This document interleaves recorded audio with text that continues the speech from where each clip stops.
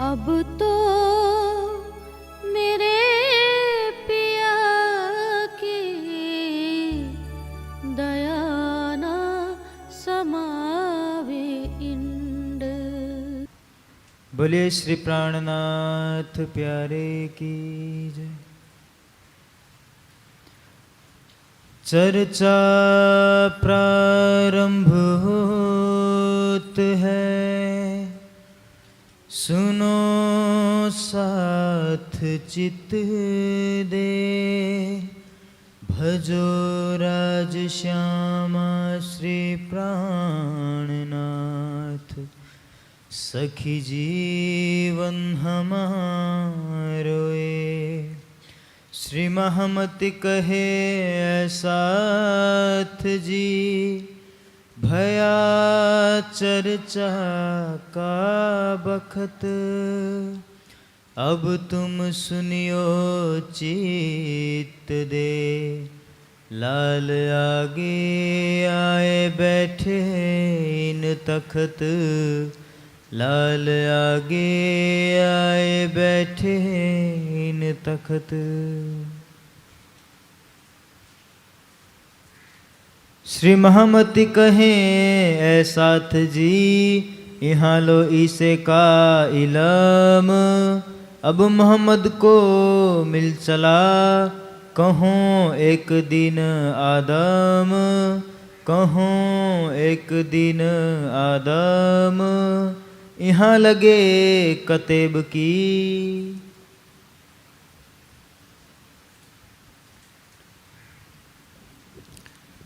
प्राणघन प्राण प्रीतम अक्षरातीत श्री लालदास जी के धाम हृदय से मेड़ते के प्रसंग के पश्चात अब दिल्ली की बीतक का वर्णन करने जा रहे हैं। श्री जी सब सुंदर साथ के समूह के साथ मथुरा गोकुल होते हुए आगरे से दिल्ली पहुंचते हैं। मेड़ते में से ही श्री जी ने गोवर्धन भाई के साथ एक पत्र लिखकर अटक नदी के उस पार जसवंत सिंह के पास भेजा था। जसवंत सिंह राजस्थान के जो 3 बहादुर वंश हैं, सिसोदिया, कछवाहे और राठौर वंश के थे। सुरवीर बहादुर थे। इनकी तलवार का लोहा हर कोई मानता था। श्री जी ने इस भावना से भेजा कि हो सकता है इसके अंदर कोई अंकुर हो, लेकिन परम धाम का अंकुर न होने से उन्होंने श्री जी के पत्र पर कोई भी ध्यान नहीं दिया था। उनके साथ घटना घटी थी दिल्ली में। औरंगजेब बादशाह के पास एक बबर शेर था, कई दिनों से भूखा था, बार बार दहाड़ रहा था। औरंगजेब बार बार कहता था कि दुनिया में इससे बड़ा शेर नहीं है। जसवंत सिंह ने कहा कि मेरे पास इससे भी बड़ा शक्तिशाली शेर है। औरंगजेब को गुस्सा आ गया, कहा कि अपने शेर से लड़ाइए, यदि आपका शेर हार जाएगा तो आपको फांसी पर लटका दिया जाएगा। जसवंत सिंह ने स्वीकार कर लिया। अगले दिन जसवंत सिंह अपने 12 वर्ष के लड़के पृथ्वी सिंह को लेकर आए। बबर शेर छोड़ा गया, कई दिनों का भूखा था, दहाड़ते हुए आया। पृथ्वी सिंह ने तलवार जब पकड़े, जसवंत सिंह ने कहा कि बेटे सिंह के पास तलवार तो नहीं है। पृथ्वी सिंह ने अपनी तलवार फेंक दी। जब सिंह आया तो पृथ्वी सिंह ने उसका जबड़ा पकड़कर पैर पर पैर दबाकर 2 टुकड़े कर दिए। औरंगजेब कांप उठा कि यदि यह व्यक्ति जीवित रहेगा तो मेरी सल्तनत के लिए घातक होगा। उसने धोखे से भिजवा दिया जसवंत सिंह को काबुल और पृथ्वी सिंह को भोजन में जहर मिला दिया। पृथ्वी सिंह की मृत्यु हो गई। और उधर जसवंत सिंह को जब पता चला कि मेरे बेटे की मृत्यु हुई है तो उनको भी हृदय गति रुक गई और उनकी भी मृत्यु हो गई। इधर औरंगजेब ने चाल चली कि जसवंत सिंह की दोनों रानियाँ सोचा कि गर्भवती हैं, इनको यहीं कैद कर लिया जाए ताकि इनकी जो संतान होगी उनको मैं इस्लाम स्वीकार करा दूंगा। लेकिन वीर दुर्गादास की तलवार चमकी और राजपूतों की टुकड़ी से उन्होंने औरंगजेब के मंसूबों पर पानी फेर दिया। पूरी दिल्ली खून से लाल हो गई थी, लेकिन वीर दुर्गादास की वीरता के आगे मुगल सेना की कुछ भी नहीं चली। दोनों रानियों को सकुशल वहाँ ले जाकर जोधपुर पहुँचाने में सफल रहे। ये कहानी है जसवंत सिंह की।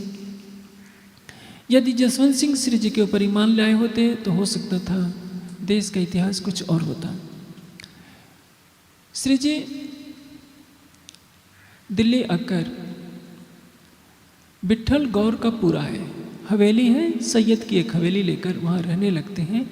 6 महीने श्री जी वहाँ निवास करते हैं। वहीं पर चिंतामणि जी भी आ जाते हैं। ठट्ठे नगर के काफ़ी सुंदर साथ आ जाते हैं जिनमें चिंतामणि भी है। गोवर्धन दास अटक पार से आते हैं और सारा वृतांत श्री जी से कहते हैं। वो खोजते खोजते उनकी भेंट उर्दू बाजार में गरीबदास जी से होती है और उनसे पता चलता है कि श्री जी विट्ठल गौर की हवेली में रह रहे हैं। विट्ठल गौर में मोहल्ले में सैयद की हवेली में रह रहे हैं। वहाँ से आकर के श्री जी के चरणों में सब कुछ वृतांत बताते हैं कि धामधनी मैंने बहुत प्रयास किया लेकिन जसवंत सिंह ने आपके पत्र पर कोई ध्यान नहीं दिया। अब सैयद की हवेली में मुकुंद दास जी भी पहुंच जाते हैं जिन्होंने सूरत में तारतम तो ले लिया था लेकिन उस समय उनके अंदर उतनी जागने नहीं थी। समय बढ़ता जाता है, हृदय में विरह बढ़ता जाता है। उनका विवाह भी हो जाता है। अपनी पत्नी से कहते हैं कि देखो सच्चिदानंद परब्रह्म आए हैं, चलो उनकी सेवा में तुम भी चलो यदि मेरे साथ चलना है तो।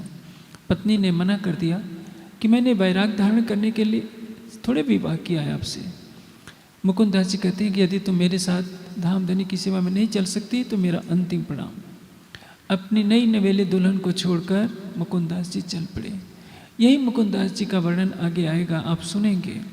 सारा जीवन श्री जी की सेवा में लगाकर अपना जीवन सार्थक किया। इनके अंदर नौरंग भाई की आत्मा कही जाती है। वहाँ पर जब गोवर्धन भाई अटक से आए तो वो गंगा राम की दुकान में ठहरे थे। गंगा भाई को प्रमोदित किया और उनके माध्यम से कई अन्य सुंदर साध भी जागृत हुए। श्री जी के मुखारविंद की चर्चा सुनकर बहुत से सुंदर साथ ने तारतम लिया। शेख वदल एक मुस्लिम सुंदर साथ है, परमधाम की आत्मा है, लेकिन शरीयत उन्हें स्वीकार नहीं। तारतम वाणी का प्रमोद पाकर शेख वदल की आत्मा जागृत हो गई। आप बीतक में आगे सुनेंगे श्री जी के दाहिने हाथ लालदास जी हैं तो एक हाथ शेख वदल भी है। लालदास जी और शेख वदल की जोड़ी हर कठिन कार्य में साथ साथ रहती है। दोनों के अंदर परम धाम की आत्माएं हैं। शरीयत के बंधनों को तोड़ रखा है शेख वदल जी ने। अब वहाँ कई सुंदर साथ जागृत होते हैं। घर द्वार छोड़कर कई सुंदर साथ आते भी हैं लेकिन माया पुनः उनको माया में खींच ली जाती है। घर का आकर्षण इतना भारी पड़ता है, घर द्वार छोड़कर आए तो होते हैं श्री जी की सेवा में कि हम सारा जीवन समर्पित कर देंगे, लेकिन माया फिर उन पर भारी पड़ जाती है और वे घर के सुखों में जाकर लिप्त हो जाते हैं। नैनसुख महाजन है, जेठा वेदांती हैं। ये लोग चर्चा तो सुनते हैं लेकिन जेठा महाजन एक वेदांतिक के विद्वान थे। श्री जी के वचनों की महत्ता को समझते हैं लेकिन वो शून्य निराकारवाद को छोड़ नहीं पाते। वेदांत के शब्द उनके अंदर घर कर गए होते हैं और श्री जी की वाणी की महत्ता को पहचानते हुए भी उनके हृदय में परमधाम की ज्ञान की ज्योत जल नहीं पाती है। अनेकों सुंदर साथ श्री जी की अलौकिक वाणी का रस पान करके वहाँ जागृत होते हैं। एक से एक बढ़ करके परमधाम की आत्माएं वहाँ जागृत होती रहती हैं। श्री जी 22 प्रश्न वहाँ लिखते हैं। सैयद की हवेली में लालदास जी और श्री जी ने मिलकर कुरान के 22 प्रश्नों को तैयार किया। आशाजीत एक वकील है, वह भी चर्चा सुनकर के जागृत हुआ होता है।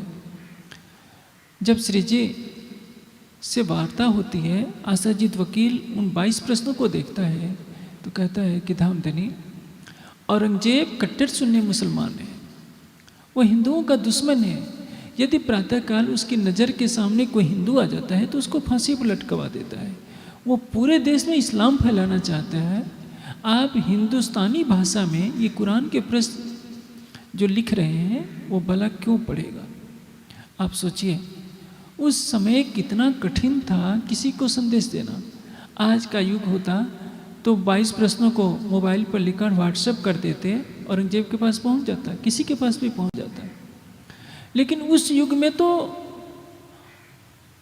औरंगजेब के पास पहुंचना ही कठिन, कितना कठिन काम था। आप देखेंगे औरंगजेब के दरबार में जाकर के कोई भी जीवित नहीं बच कर के आया, चाहे गुरु तेग बहादुर हो या शिवाजी भी बहुत मुश्किल से कैद खाने से निकल पाए थे। औरंगजेब ऊपर से अच्छा व्यवहार करता था, अंदर से उसके अंदर क्रूरता रहती थी।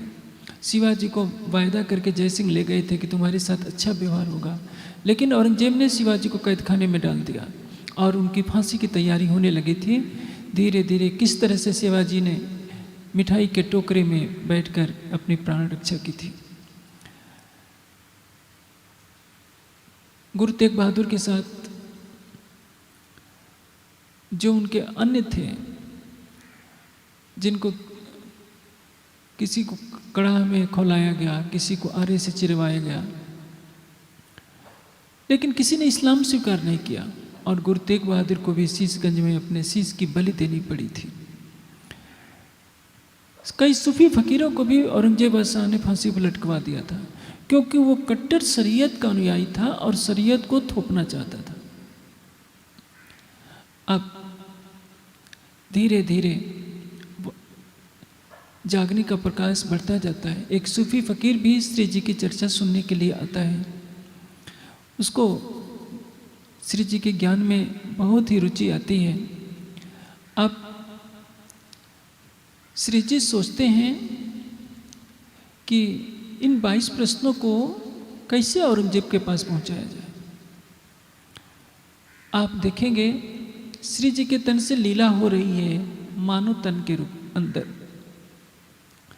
उस तन में बैठे हुए अक्षरातीत को अपना स्वरूप छिपाए रखना है। यदि श्री जी सीधे चले जाते औरंगजेब के दरबार में तो एक दिन में सब कुछ हो जाता, लेकिन ऐसा नहीं होगा। 6 महीना रहना पड़ेगा सैयद की हवेली में। आगे वहाँ से चलकर 2 महीने लाल दरवाजा आते हैं, जहाँ एक छत्री की हवेली लेकर श्री जी वहाँ 2 महीने वास करते हैं। सब सुंदर साज से मसालत होती है। जो दिल्ली का घटनाक्रम है या अभी तक में कई घटनाक्रम आएंगे, जिसमें मंदसौर का भी प्रसंग आएगा। कई महीने भिक्षा मांग करके सबको गुजारा करना पड़ता है। रामनगर का प्रसंग आएगा, उदयपुर का प्रसंग आएगा। हर जगह मुगल सेना उनका पीछा कर रही होती है। सुन करके आश्चर्य होता है कि क्या सच्चिदानंद परब्रह्म जिस तन में विराजमान होंगे, उस तन को इस तरह के संकट झेलने की क्या आवश्यकता। एक एक से सिफारिश करनी पड़ रही है कि तुम जाओ औरंगजेब को संदेश देने के लिए। कि श्री जी यदि अक्षरातीत हैं तो उनको तो सीधे चले जाने में क्या कष्ट था, औरंगजेब क्या मार देता उनको। हर व्यक्ति सामान्य बुद्धि से सोचकर ऐसा ही करता है, लेकिन रहस्य को समझने की बात है। राज्य ने जो मर्यादाएं बनाई हैं इस प्रकृति के संसार में, उन मर्यादाओं को यदि वही तोड़ देंगे तो आने वाला समाज भटक जाएगा। कोई भी आध्यात्मिक शक्ति प्राप्त करके अलौकिक लीलाएं दिखाना शुरू कर देगा, जिसका परिणाम यह होगा कि आत्मज्ञान, ब्रह्मज्ञान और परम धाम का दर्शन पीछे हट जाएगा। चमत्कारिक लीलाओं की बहुलता हो जाएगी। और एक विशेष तथ्य भी है, धाम धनी स्वयं पर्दे में रहना चाह रहे हैं, अपने सुंदर साथ को आगे करके उनको संसार में शोभा दिलाना चाह रहे हैं। गोवर्धन को उठाया था श्री कृष्ण जी ने और शोर मचाने लगे, जल्दी से जल्दी अपने डंडे लगाओ। डंडों के सहारे गोवर्धन पर्वत थोड़े ठहरा रह सकता था, लेकिन ग्वाल बालों को शोभा देनी है, दिखाना है कि देखो हमने गोवर्धन पर्वत को अपने डंडों से रोक रखा है। यही इस जागनी लीला की महत्ता है। हनुमान जी से पूछिए, उनको भेजा जाता है कि जाओ सीता का पता लगाओ। हनुमान जी को मालूम है कि उनके पास कोई शक्ति नहीं है, उनके पास शक्ति है तो राम की है। हनुमान में कोई अहम नहीं आता, हनुमान को जितनी शोभा दी जाती है वही राम की महत्ता है। इसी तरह से श्री जी 12 सुंदर साथ को किसी न किसी माध्यम से भिजवाएंगे औरंगजेब के दरबार में, और औरंगजेब को खरी खोटी सब सुनाएंगे। यही ब्रह्मणी सुंदर साथ औरंगजेब और उसके सभासद जो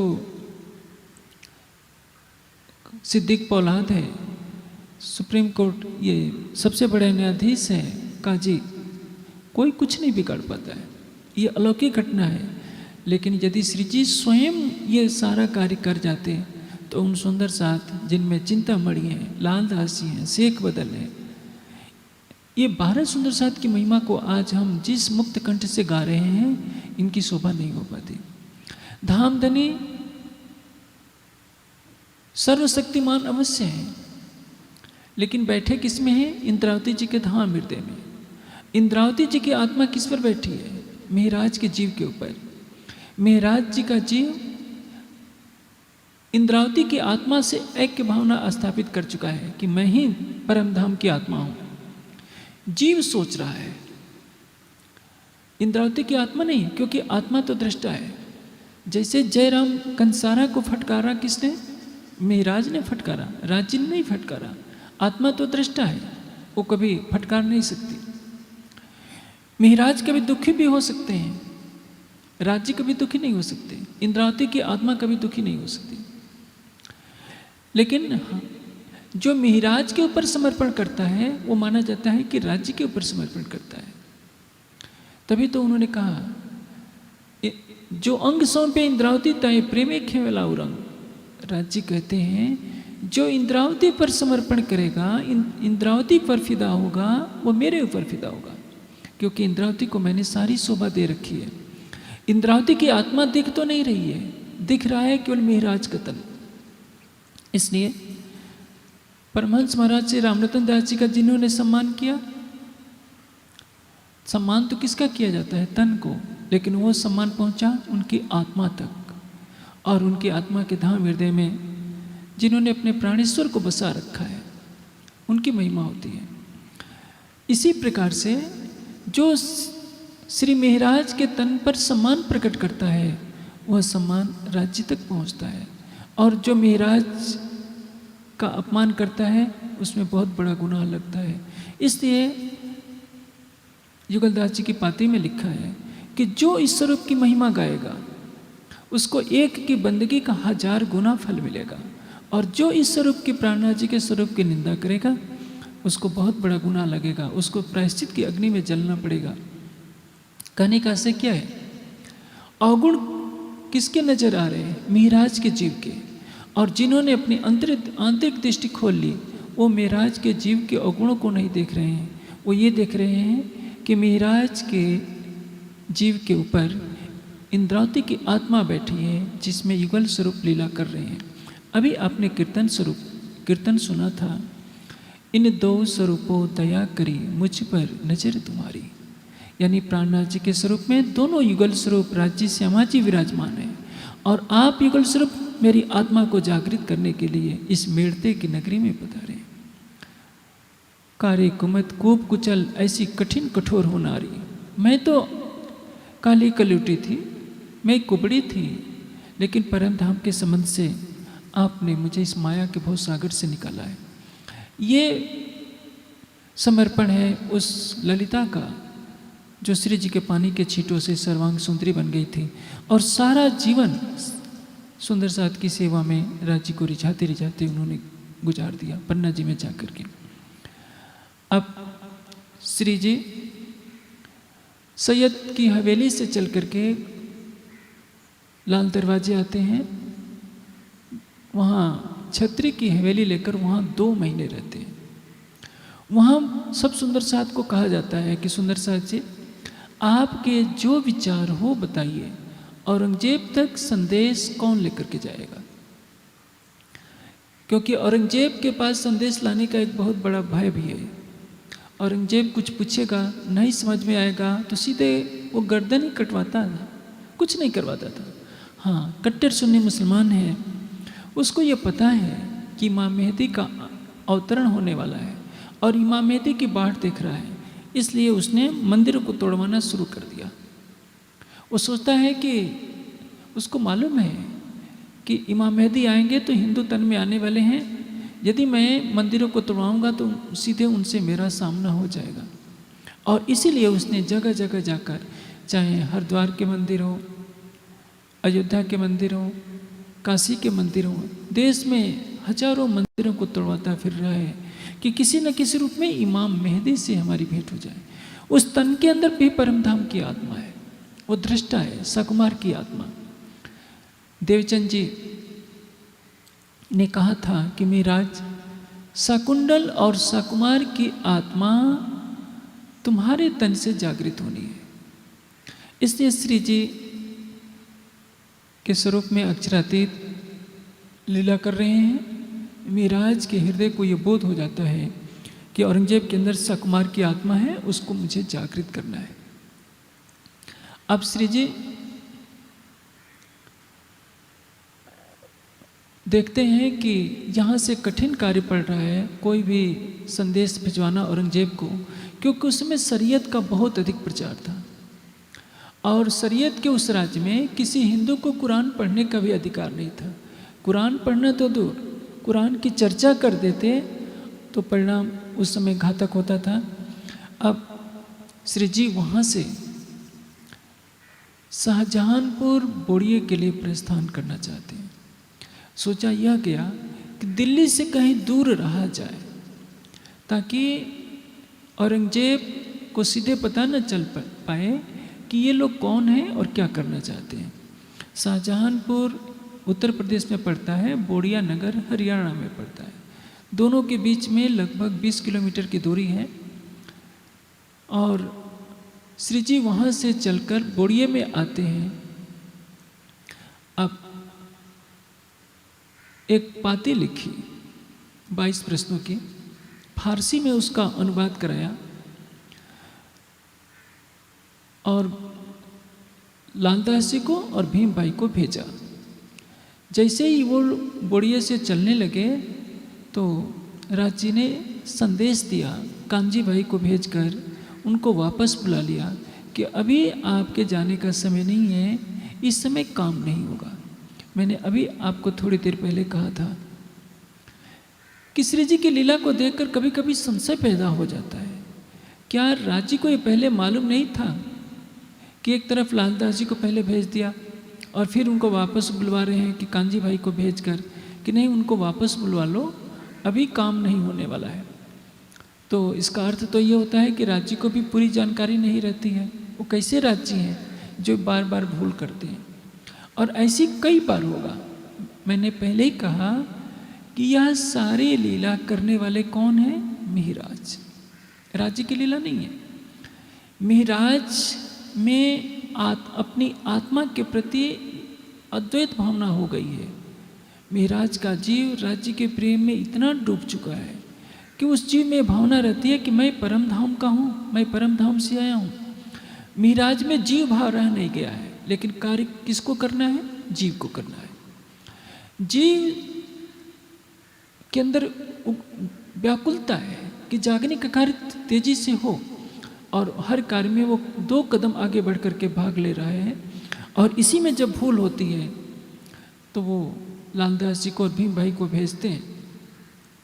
लेकिन जिस मिहिराज के जीव के द्वारा लालदास जी और भीम भाई को भेजा जा रहा है, उसी जीव के ऊपर तो इंद्रावती की आत्मा दृष्टा होकर देख रही है खेल को, जिनके धाम हृदय में राज जी बैठ कर लीला कर रहे हैं। अब राज जी की प्रेरणा होती है कि नहीं मिहिराज, अभी समय नहीं हुआ है, तुम उनको वापस बुलाओ,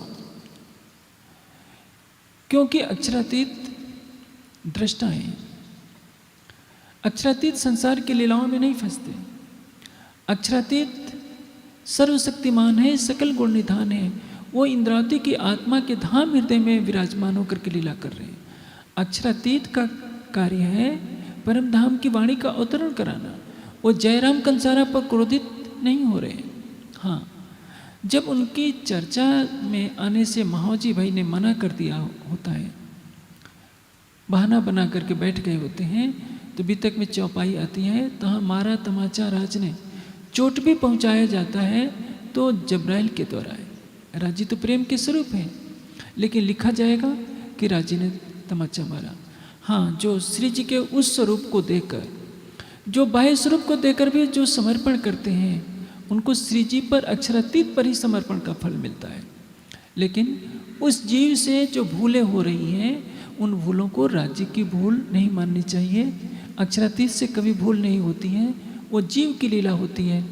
बड़े बड़े परमहंसों से भी कभी क्रोध का व्यवहार हो जाता है, तो क्रोध कौन करता है? उनका जीव करता है, उनकी आत्मा नहीं करती है। अब श्री जी ने जैसे ही संकेत दिया कांजी भाई को कि कांजी भाई जाकर उनके बुला लाओ, भीम भाई और लालदास जी वापस आ जाते हैं।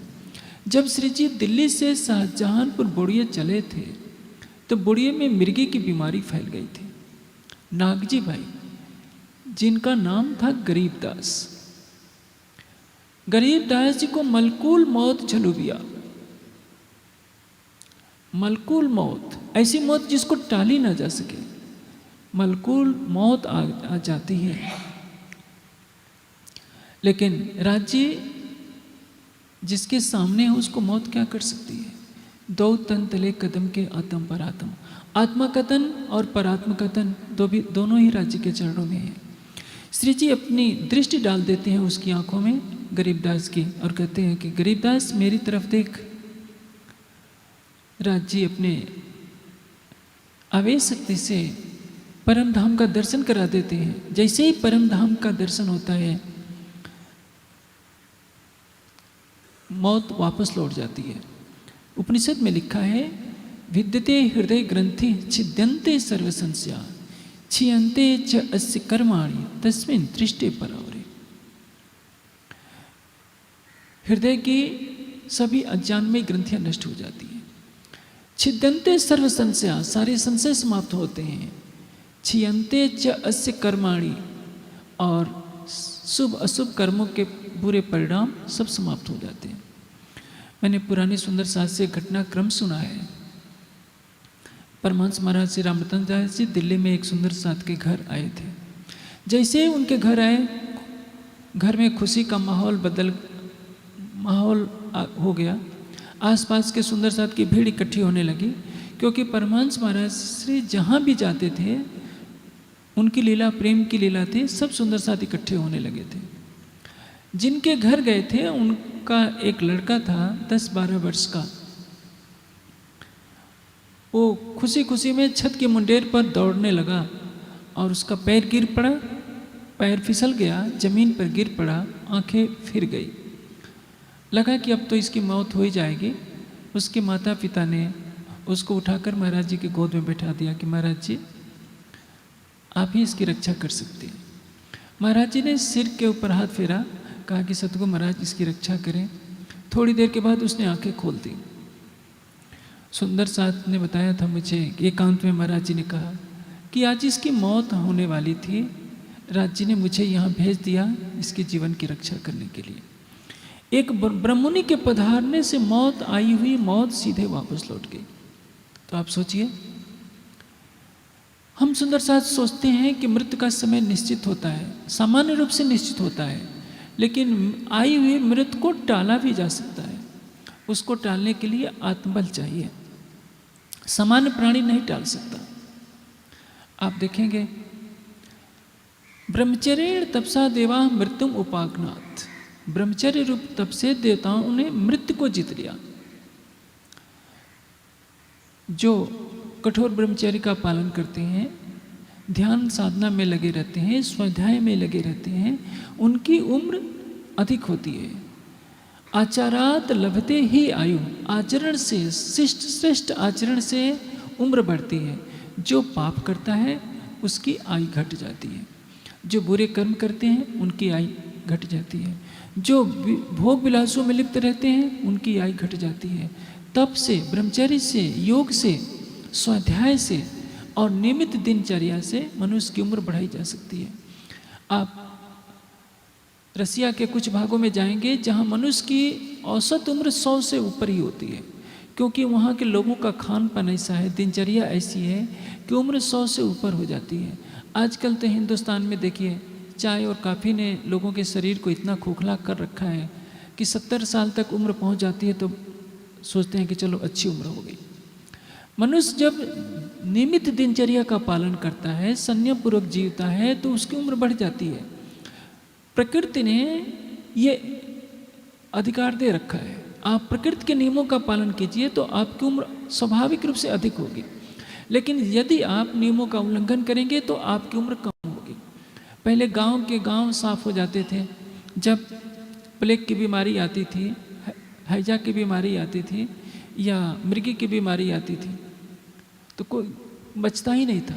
आज विज्ञान ने सभी रोगों पर नियंत्रण पा लिया है तो आज गांव के गांव साफ नहीं होते। पहले के ऋषि मुनियों की उम्र ज़्यादा होती थी। सतयुग में 400 वर्ष, त्रेता में 300 वर्ष, द्वापर में 200 वर्ष और कलयुग में 100 वर्ष के आसपास की उम्र उचित मानी जाती है। लेकिन अब तो 100 से भी उम्र कम हो गई, 70-80 तक पहुंचना कठिन हो जाता है।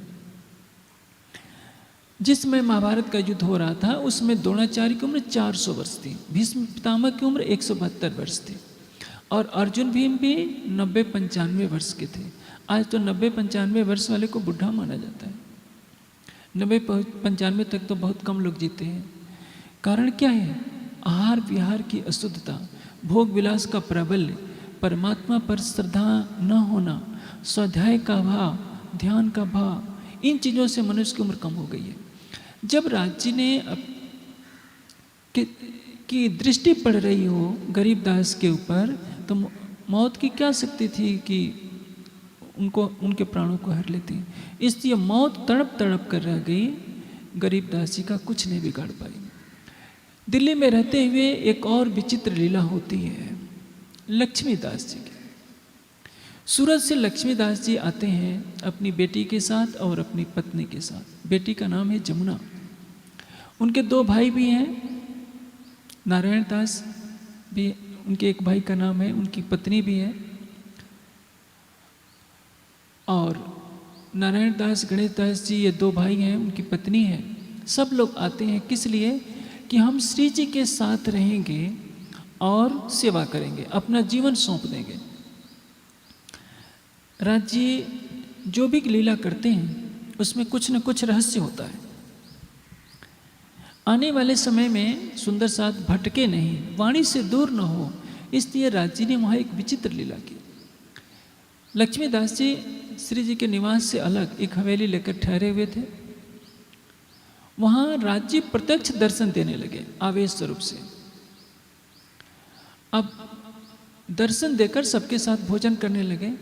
सबको देखकर आश्चर्य होता है कि आज हमारे घर राज्य प्रत्यक्ष दर्शन दे रहे हैं।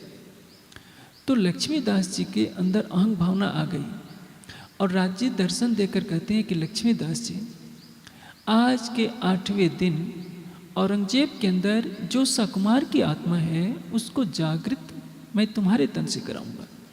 अब जब राज्य प्रत्यक्ष दर्शन दे रहे हों तो इसमें कौन शक कर सकता है? सपना नहीं है, प्रत्यक्ष है। आप देखेंगे देवचंद जी के तन से भी अड़िका लीला होती है। अड़िका लीला क्यों होती है? सुंदर साथ को विश्वास दिलाने के लिए कि ब्रज और रास में तुम भी थे, परम धाम में से तुम आए हो, यह बताने के लिए राज्य स्वयं आवेश लीला कर रहे हैं। देवचंद जी के अंदर जो अक्षरातीत का आवेश स्वरूप विराजमान है वही श्री कृष्ण के रूप में दर्शन देता है। जब श्री देवचंद जी ब्रज लीला का वर्णन करते हैं तो वहाँ ब्रज लीला का दृश्य उपस्थित होता है। जब रास लीला का वर्णन करते हैं तो रास की रामनी प्रत्यक्ष सुंदर साथ को दिखने लगती है। जब अपना हाथ दीवार पर खींच देते हैं कि देखो पुखराज पहाड़ से यमुना जी निकल कर बहती हैं और हौज गोसन में गिरती हैं तो खलखलाता हुआ यमुना जी का जल प्रवाहित होने लगता है और सुंदर साथ इन आँखों से देखता है। वैसे तो राज्य के दर्शन के लिए हम कितने पापड़ बेलते हैं, राज्य दर्शन नहीं दे पाते। क्यों? कमी हमारे अंदर होती है। राज्य का दर्शन सबसे सरल है और सबसे कठिन है। यदि हमारे समर्पण में कमी रह गई, हमारे अहंग की वृद्धि है, हमारे हृदय में प्रेम का भाव है, तो राज्य का दर्शन नहीं हो सकता। सागर ग्रंथ में राज्य ने रास्ता दिखा दिया है कि मैं दिखूंगा कैसे। वाणी कहती है, पिव नेत्रों नेत्र मिलाइए जो उपजे आनंद घन, तो प्रेम रसायन पीजिए जो आत्म थे उत्पन्न। पिव नेत्रों नेत्र मिलाइए। आप अपनी परात्मा का श्रृंगार सजिए कि हमारी आत्मा का श्रृंगार वैसा ही है जैसी मेरी परात्मा का है। परात्मा का नख से सिख तक का श्रृंगार वैसा ही है जैसा श्यामा जी का है। आप ध्यान के द्वारा जब आप आसन पर बैठते हैं तो हिले डुले बिना इस भाव में हो जाइए कि मेरा जी शरीर ही नहीं है, मेरी आत्मा परात्मा का श्रृंगार लेकर काल माया योग माया को पार कर परम धाम पहुँच रही है। यमुना जी में स्नान कर रही है। यमुना जी में हमने स्नान करने के पश्चात परम धाम का सारा श्रृंगार सजाया जो श्यामा जी का है, और उसके पश्चात चांदनी चौक से आगे बढ़ते हुए 100 सीढ़ियाँ मुख्य द्वार 28 स्तंभ के चौक के आगे युगल आगे 4 चौरस हवेलियों को पार कर 5वीं गोल हवेली में मूल मिलावे में पहुँचती है, जहाँ सामने युगल स्वरूप दिख रहे हैं। अब राज्य को देखिए, भय मत कीजिए, वहाँ मत्था न टेकिए। वाणी क्या कहती है? वाणी में कहीं नहीं लिखा है कि मूल मिलावे जाकर मत्था टेकना शुरू कर दो। क्या लिखा है? पियो नेत्रों नेत्र मिलाइए जो उपजे आनंद घन, तो प्रेम रसायन पीजिए जो आत्म थे उत्पन्न। एक चौपाई में सब कुछ कर दिया। पियो नेत्रों नेत्र मिलाइए, राज्य के नेत्रों की तरफ देखिए। किस भाव से? कि जो सामने बैठा है मेरा प्राणेश्वर है, मेरा प्राणगण है, मेरा प्राण वल्लभ है, मेरा प्राण प्रीतम है। मैं हक देखूं, हक देखे मुझे ये दो पुतलियां अरस परस भैया। जैसे हम किसी प्रेमी की तरफ देखते हैं तो उसकी आंखों में हमारी पुतली दिखाई देती है। मैं हक देखूं, हक देखे मुझे ये दो अरस परस भैया। आप प्रत्यक्ष भावना कीजिए कि मेरी दृष्टि राज्य को देख रही है, और जब राज्य की तरफ देखेंगे, जब किसी की तरफ देखेंगे तो आपके अंदर प्रेम उमड़ेगा। इसलिए वाणी कहती है, पियो नेत्रों नेत्र मिलाइए जो उपजे आनंद घन। राज्य के नेत्रों की तरफ देखिए, कैसा सुंदर मुखारविंद है, होठ कैसे हैं, और पहले उनके नेत्रों में देखिए ताकि आपके अंदर प्रेम हो। आप उनसे एकात्म का संबंध स्थापित कीजिए, भय की दीवारें सारे तोड़ दीजिए। एक रस होइए इश्क सो, चले प्रेम रसपुर, फेर फेर प्याले लेते श्याम श्यामा जी हजूर। एक रस होना, एक रस होने का तात्पर्य मेरा प्राणेश्वर वह अनंत सागर है और मैं उसकी लहर हूँ। मेरे और प्राणेश्वर में कोई भेद नहीं है, मैं उनकी अर्धांगिनी हूँ। वह मेरा प्राण वल्लभ है तो मैं उसकी प्राण वल्लभा हूँ। हम दोनों अरस परस हैं, हम दोनों एक दूसरे के हृदय में रहते हैं। जब ये भावना आ जाएगी तो आपकी आत्मा के हृदय में वही युगल स्वरूप की छवि दिखने लगेगी। नख से सिख तक युगल स्वरूप की छवि आपके हृदय में बसने लगेगी। लेकिन इसके लिए आपको अपनी आत्मा के हृदय में प्रेम भरना पड़ेगा। जो चितवनी में उस भाव से देखेगा, राज्य के होठों को, गालों को, ठुड्डी को, नासिका को, कान को, आंखों में देखकर राज्य से प्रेम मांगेगा, प्रेम चाहेगा, उसके हृदय में प्रेम का प्रभाव आएगा। प्रेम आते ही राज्य का प्रत्यक्ष दर्शन होगा। देखो नैना नूर जमाल जो रूहों पर संकुल, अरवा होए जो अर्श की सो जिन जावे खिन भूल। वाणी श्रृंगार में क्या कहा है? अरवा होए जो अर्श की सो जिन जावे खिन भूल। जो परम धाम की आत्मा होगी वह एक क्षण के लिए भी राज्य के नेत्रों को नहीं भूलेगी, क्योंकि राज्य के हृदय में जितना प्रेम का सागर लहरा रहा है वो सारा नेत्रों के द्वारा प्रकट होता है। हर सुंदर साथ के लिए सुनहरा अवसर है इस जागने लीला में कि वो अपनी आत्मा के चक्षुओं को खोले और प्रतिदिन राज्य के नेत्रों की तरफ देखिए, नख से सिख तक पूरे श्रृंगार को देखे और उस शोभा को अपने धाम हृदय में बसा ले। लेकिन यह सुख तो सागर श्रृंगार की वाणी के अवतरण से मिला। जब तक सागर और श्रृंगार की वाणी का अवतरण नहीं हुआ था तब तक राज्य आड़िका लीला करके सुंदर साथ को केवल संतोष देते रहे। जैसे जब श्री देवचंद जी की अर्धांगिनी का धाम गमन होने को हुआ तो राज्य ने प्रत्यक्ष दर्शन दिया। उनकी धर्मपत्नी ने कहा कि राज्य ऐसे नहीं चलेगा, आप मुझे अकेले क्यों दर्शन दे रहे हो, हर सुंदर साथ को दर्शन दीजिए।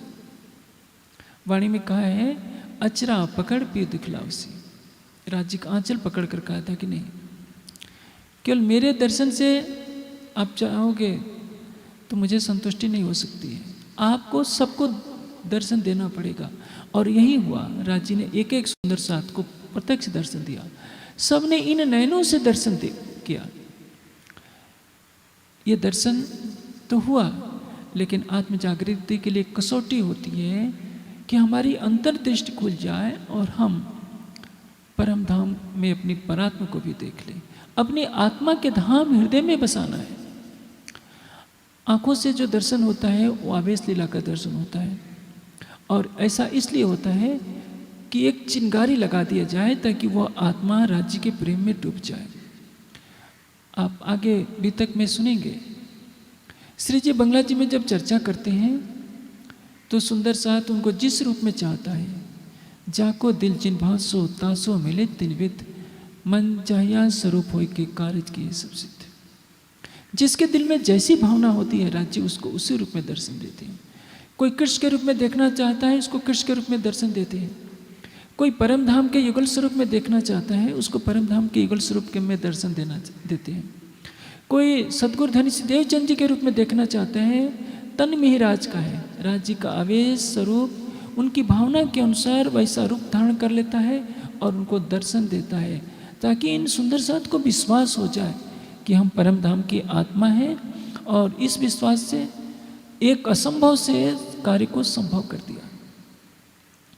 क्योंकि इन इंद्रियों से उपनिषदों में कहा है न एनम देवा आपनुवन, आंखों से अक्षरातीत को नहीं देखा जा सकता, लेकिन राज्य प्रकृति की सारी नियमावली को तोड़ इसलिए रहे हैं कहीं कहीं कि सुंदर साथ की आत्मा किसी तरह से जागृत हो जाए, विश्वास तो हो जाए सबको कि मैं परम धाम की आत्मा हूँ।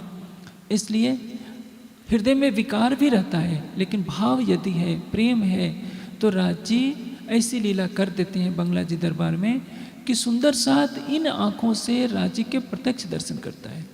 श्री देवचंद जी के तन से सब सुंदर साथ को प्रत्यक्ष दर्शन होते हैं, लेकिन श्री कृष्ण रूप में दर्शन होते हैं। और महामती जी के तन से जब लीला होती है तो सभी रूपों में दर्शन होता है। कभी देवचंद जी के रूप में दर्शन होता है, कभी युगल स्वरूप के रूप में दर्शन होता है, कभी कृष्ण के रूप में दर्शन होता है, कभी किसी को मोहम्मद साहब का भी रूप दिख जाता है। सुर असुर सबों को ये पति, सब पर एक दया, देत दीदार सबन को साईं, जिन्हों जैसा चिन्हिया।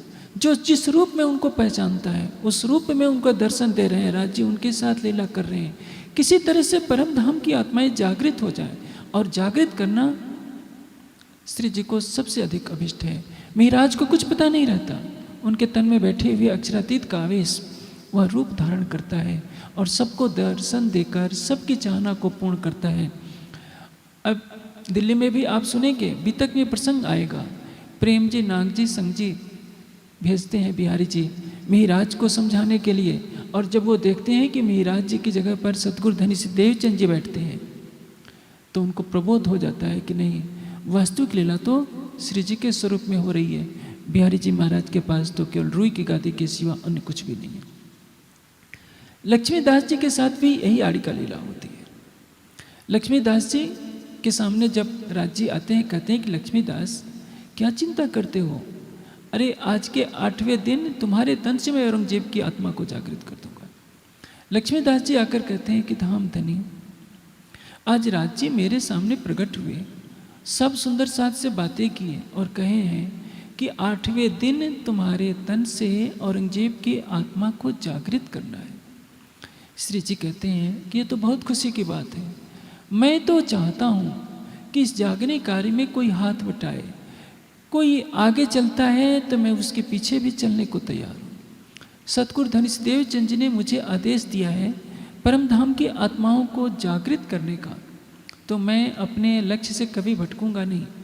कोई मेरे साथ चलता है तो मैं साथ चलने के लिए तैयार हूँ, कोई आगे चलता है तो मैं उसके पीछे भी चलने को तैयार हूँ, नहीं तो जैसा राज्य के निर्देश पर मैं कर रहा हूँ सबको सहयोग देना चाहिए। लक्ष्मीदास जी की बात सुनकर श्री जी ने कहा कि सुंदर साथ को कि आप कि मेरे बगल में लक्ष्मीदास जी का आसन बैठाओ। श्री जी ने कहा कि भाई मेरे से ऊंचे आसन पर भी कोई बैठे मुझे बहुत खुशी है।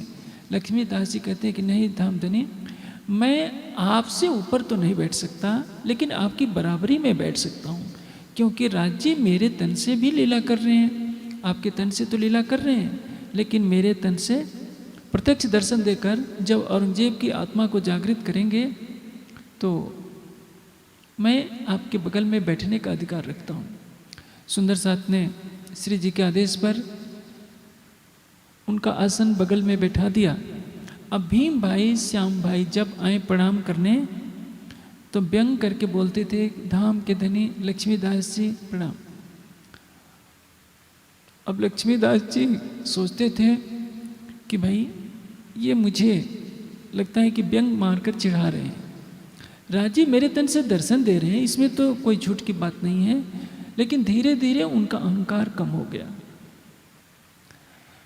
जब 8वां दिन हुआ, प्रतिदिन दर्शन देते रहे राज्य, प्रतिदिन भोजन भी करते हैं, और लक्ष्मीदास जी को लगता है कि मैं बड़ा नहीं तो श्री जी के बराबर तो मैं भी हूँ, क्योंकि मेरे तन से भी अवश्य लीला हो रही है। 8वें दिन राज्य ने जब दर्शन दिया, लक्ष्मीदास जी ने कहा कि धामधनी अपना वायदा पूरा कीजिए, तो राज्य अंतर्धान हो गए। और जब सुंदर साथ के बीच में लक्ष्मीदास जी आए, सबने पूछा कि क्या हुआ, औरंगजेब की आत्मा जागृत हुई कि नहीं, तो क्या बताते, क्योंकि औरंगजेब की आत्मा को जागृत करने से किए बिना ही राज्य अंतर्धान हो गए थे। या हंसी की लीला हुई, क्यों, ताकि आने वाले समय में कोई भी सुंदर साथ वाणी से पीछे न हटे। वाणी में उन्होंने कह रखा है कि इंद्रावती के मैं अंगे संगे, इंद्रावती मेरा अंग, जो अंग सौंपे इंद्रावती, ताई प्रेमे खिलाऊं रंग, सुख देऊं सुख लेऊं, सुखे जगाऊं साथ, इंद्रावती को उपमा मैं दई अपने हाथ। मैंने सारी शोभा इंद्रावती को दे रखी है, महावती को दे रखी है। जो महावती पर फिदा होगा वह मेरे ऊपर फिदा होगा। जो अंग सौंपे इंद्रावती, जो अपना हृदय महामती को देगा, समझ लेना कि वह राज्य को दे रहा है। जो महामती से प्रेम करेगा वह मेरे से प्रेम करेगा, जो महामती के ऊपर विश्वास लाएगा वह मेरे ऊपर विश्वास लाएगा। तो इसको सत्य सिद्ध करने के लिए राज्य ने यह लीला की कि यदि मैं भी प्रकट होकर के अपनी वाणी के विपरीत कहूँ तो मेरी भी बात को झूठ मान लेना, क्योंकि पहले कह रखा है कि शकुंडल सकमार की जागनी किसके तन से होनी है, महामती जी के तन से होनी है। तो वह बात मिथ्या नहीं हो सकती। राज्य प्रतिदिन कहते हैं, 7 दिन उन्होंने लगातार कहा कि मैं तुम्हारे तन से औरंगजेब को जगाऊंगा, लेकिन अपनी बातों को उन्होंने झूठा करवा लिया कि मैंने जो वाणी में कहा है उसी को सच मानना। यह घटना बहुत कुछ कहती है। आज तो यह कहा जाता है कि प्राणनाथ जी से वाणी नहीं खुली। प्राणनाथ जी ने तो केवल 500 को तारतम दिया था, 5000 को तारतम दिया था। हमारे सतगुरु महाराज ने तो लाखों को तारतम दिया है। प्राणनाथ जी को अंग्रेजी नहीं आती थी। हमारे महाराज जी तो विदेशों में गए हैं, अंग्रेजी जानते हैं, कई देशों में हुआ है कि प्राणनाथ जी ने 12000 पाठ नहीं रखवाए, अमुक महाराज जी ने 12000 पाठ रखवा दिए। ऐसी बातें कहकर प्राणनाथ जी को छोटा बनाने का दुस्साहस किया जाता है। कोई यह नहीं सोचता कि प्राणनाथ कहते किसको हैं, जो सर्वशक्तिमान है, सकल गुण निधान है, जिसके एक सतंग के इशारे मात्र से अनंत ब्रह्मांड बनते हैं और लय को प्राप्त होते हैं, उसको प्राणनाथ कहते हैं। आपने अंग्रेजी भाषा सीखकर कई देशों में भ्रमण कराए तो आप अंतर्राष्ट्रीय संत हो गए, और प्राणनाथ जी राष्ट्रीय संत। प्राणनाथ जी को राष्ट्रीय संत कह करके तालियां बजाई जाती हैं, महापुरुष कह करके। हम भी आचार्य हैं और प्राणनाथ जी भी आचार्य हैं। दूसरे पहले आचार्य देवचंद जी, दूसरे आचार्य प्राणनाथ जी, हम भी उनकी परंपरा के हैं। तो तो हमारा भी स्थान उनके बराबर है। ये कैसे मान सकता है? तारीफ मोहम्मद मेहदी की ऐसी सुनी न कोई क्या है, कई हुए कई होइसी पर किन ब्रह्मांडों है। किसी भी ब्रह्मांड में प्राणनाथ जी की महिमा के बराबर न तो अब तक कोई हुआ है, न है और न कभी होने वाला है। यह बात सबको गांठ में बांध लेनी चाहिए। जो वाणी का कथन है वह अंतिम सत्य है। किसी ने कोई चमत्कार दिखा दिया तो इसका तात्पर्य यह नहीं कि वो प्राणनाथ जी से बड़ा हो गया। प्राणनाथ जी की कृपा से ही सब कुछ है।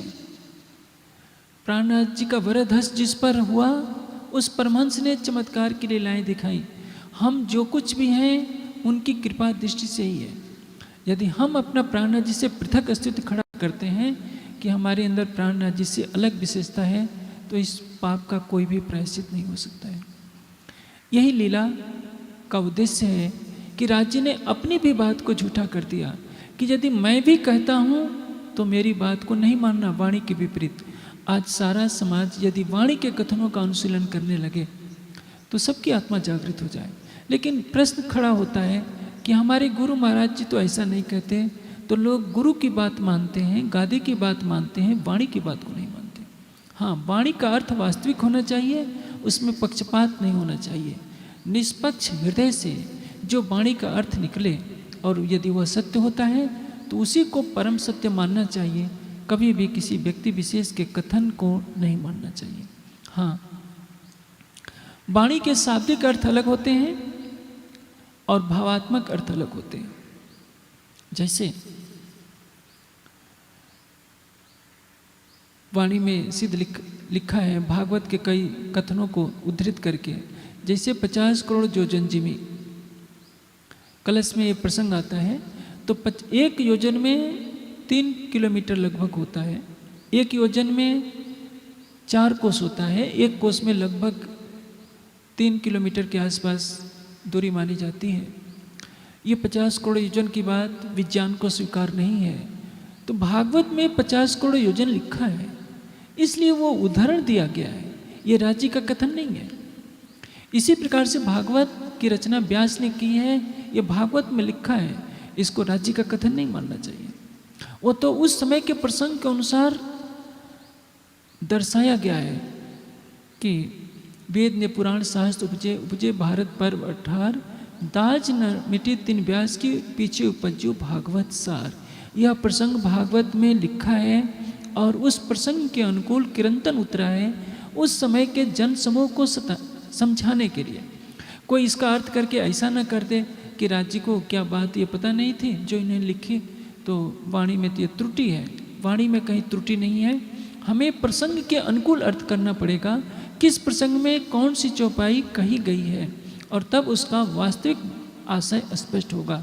शब्दार्थ को यदि पकड़ेंगे तो हम सत्य से वंचित हो जाएंगे। ये घटना है हमें दर्शाती है कि वाणी कही किसने? अक्षरातीत ने कही, महामती जी के धाम हृदय में बैठ कर कही है।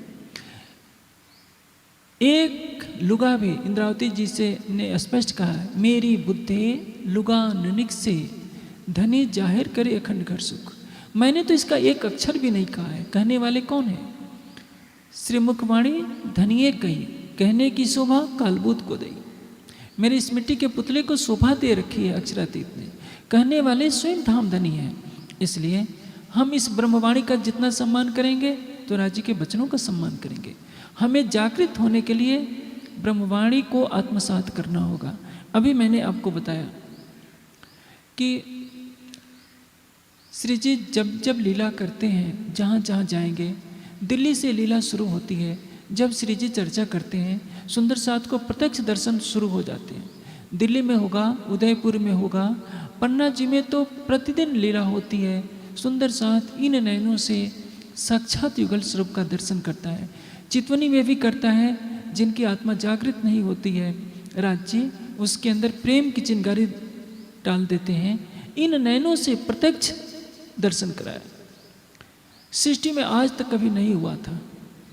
लोगों ने बड़ी बड़ी समाधियां लगाई, शून्य निराकार में गए, किसी को देखा, किसी ने विष्णु को देखा, किसी ने शिव को देखा, किसी ने बड़े बड़े योगी महापुरुषों को देखा, ज्योति स्वरूप नारायण को देख करके थक गए।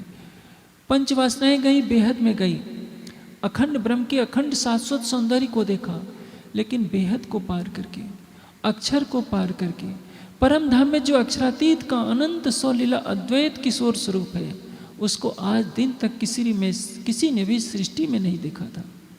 सृष्टि को बनाने वाले नारायण ने नहीं देखा था। और तो और जिस अक्षर ब्रह्म के आदेश से असंख्य ब्रह्मांड पल में बनते हैं, उस अक्षर ब्रह्म ने भी न श्यामा जी का स्वरूप देखा था, न रांची का पूर्ण स्वरूप देखा था। उसको सुलभ कर दिया सबके लिए।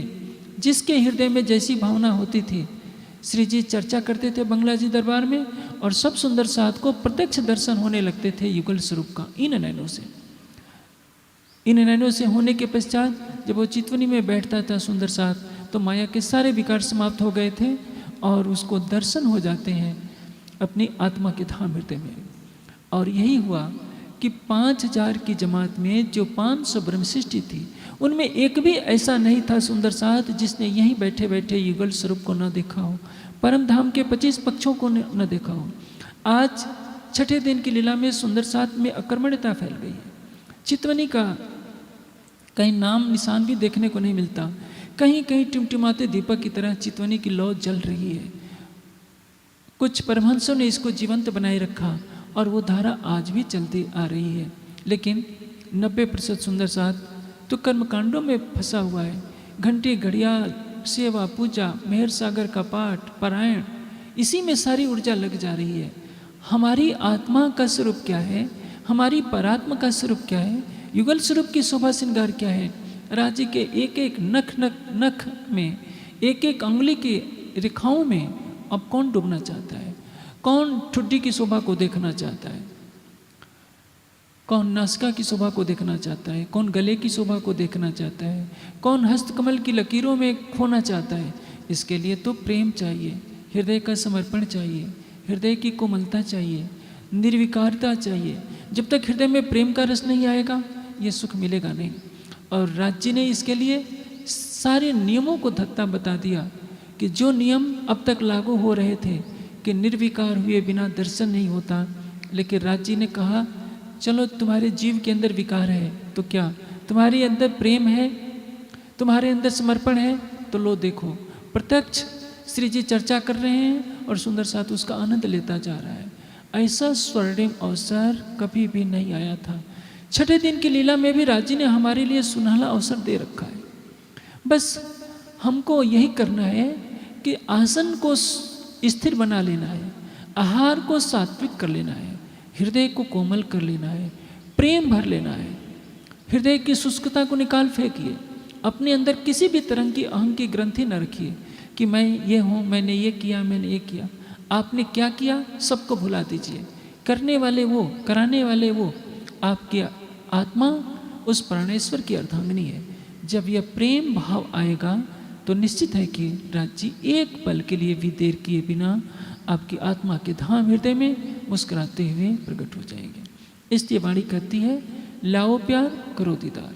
ये तब तक अधिकार मिला है इस सृष्टि को जब तक ये धरती है, सूरज है, चंद्रमा है, जब तक जागने लीला का खेल चल रहा है, तब तक हर सुंदर साथ को अधिकार है। और ये ज्ञान हम जिसको देंगे उसको भी अधिकार मिलता है कि हम अपने प्राण वल्लभ अक्षरातीत का दर्शन कर सकें। आप संसार में जाकर देखिए, गुफाओं में लोग बैठे हुए हैं, उनसे पूछिए आपको क्या दिखता है। विवेकानंद ने कई ध्यान करने वालों को हाथ से हिला हिला कर पूछा, आंख मूंद कर क्या कर रहे हो, क्या तुमने देखा है परमात्मा को? रामकृष्ण परमहंस के सिवाय किसी ने नहीं कहा कि मैंने परमात्मा को देखा है। रामकृष्ण ने भी जो दर्शन किया था वो ज्योति स्वरूप नारायण का दर्शन किया था। अक्षरातीत का दर्शन उन्हें भी नहीं था, लेकिन उन्होंने समाज को एक शिक्षा तो दी, ध्यान के बल से कैसे दर्शन दिया जाता है, दर्शन किया जाता है। हाँ, ध्यान करने वालों को अपने हृदय में प्रेम भरा हृदय बनाना पड़ेगा, शुष्कता नहीं। शुष्कता दर्शन में बाधक है, निष्ठुरता बाधक है, अहंकार बाधक है। हमारा हृदय कोमल से कोमल हो जाए, प्रेम से लबालब भर जाए और वो पुकारे तो राज्य कहीं दूर नहीं बैठे हैं, वो तो हमारे हृदय में ही बैठे हैं। एक माया का पर्दा हटाना होता है और यह माया का पर्दा हटता है, अहंकार को हटाते ही माया का पर्दा हट जाता है। हमारी आत्मा के धाम हृदय में युगल स्वरूप मुस्कुराते हुए दिखने लगते हैं। अंतस्करण आत्म के जब ये रहो समाय, तब आत्म पर आत्म के रहे न कुछ कछु अंतर आए। कोई अंतर नहीं रह जाता। भले ही हमारी परम धाम मूल मिलावे में बैठी हो, लेकिन हमारी आत्मा तो इस खेल में आई है, और उस आत्मा को भी वही स्थिति प्राप्त हो जाती है जो परात्मा को प्राप्त है। इसलिए चितवनी करके राज्य को प्रत्यक्ष देखने का अधिकार सब सुंदर साथ का है, चाहे वह छोटा है बड़ा है। 40 वर्ष की उम्र की प्रतीक्षा न कीजिए, किसी भी क्षण राज्य आपको मिल सकते हैं। बस आपका हृदय निर्मल हो जाए, आप शरीर को स्थिर करके अपनी अंतर्दृष्टि देखने का प्रयास करें। आपके हृदय में प्रेम का, कोमलता का, समर्पण का, श्रद्धा का झरना फूटे। फिर देखिए संसार की कौन सी शक्ति है जो राज्य के दर्शन से आपको वंचित रखती है। अब श्री जी के अंदर अंत प्रेरणा होती है कि अब विक्रम संवत 1600 का समय हो गया। संवत 1600 चल रहा है और विक्रम संवत 1735 का समय चल रहा है। भविष्य दीप का ग्रंथ में लिखा था कि सालिवाहन सकातु गत षोडश क्रम शतम जीव उद्धाराय ब्रह्मांडे कल के प्रादुर्भविष्यत्। यानी सालिवाहन शाखा के 1600 वर्ष उस समय पूरे होने जा रहे होते हैं और विक्रम संवत 1735 का प्रारंभ होने वाला है। उस समय श्री जी 1 महीने तक शाहजहानपुर बोड़िए में रहते हैं। वहाँ से खरकारी राजा के पास निर्मल दास और 4 सुंदर साथ को भी भेजते हैं, लेकिन वह जागृत नहीं होता है। मैं समझता हूँ शाहजहानपुर बोड़िए से श्री जी हरिद्वार होकर हरिद्वार जाएंगे और मुझे नहीं लगता है कि कोई और रास्ता होगा। उनके चरण कमल सरसवा की धरती पर जरूर पड़े होंगे, क्योंकि इधर से ही रास्ता जाता है।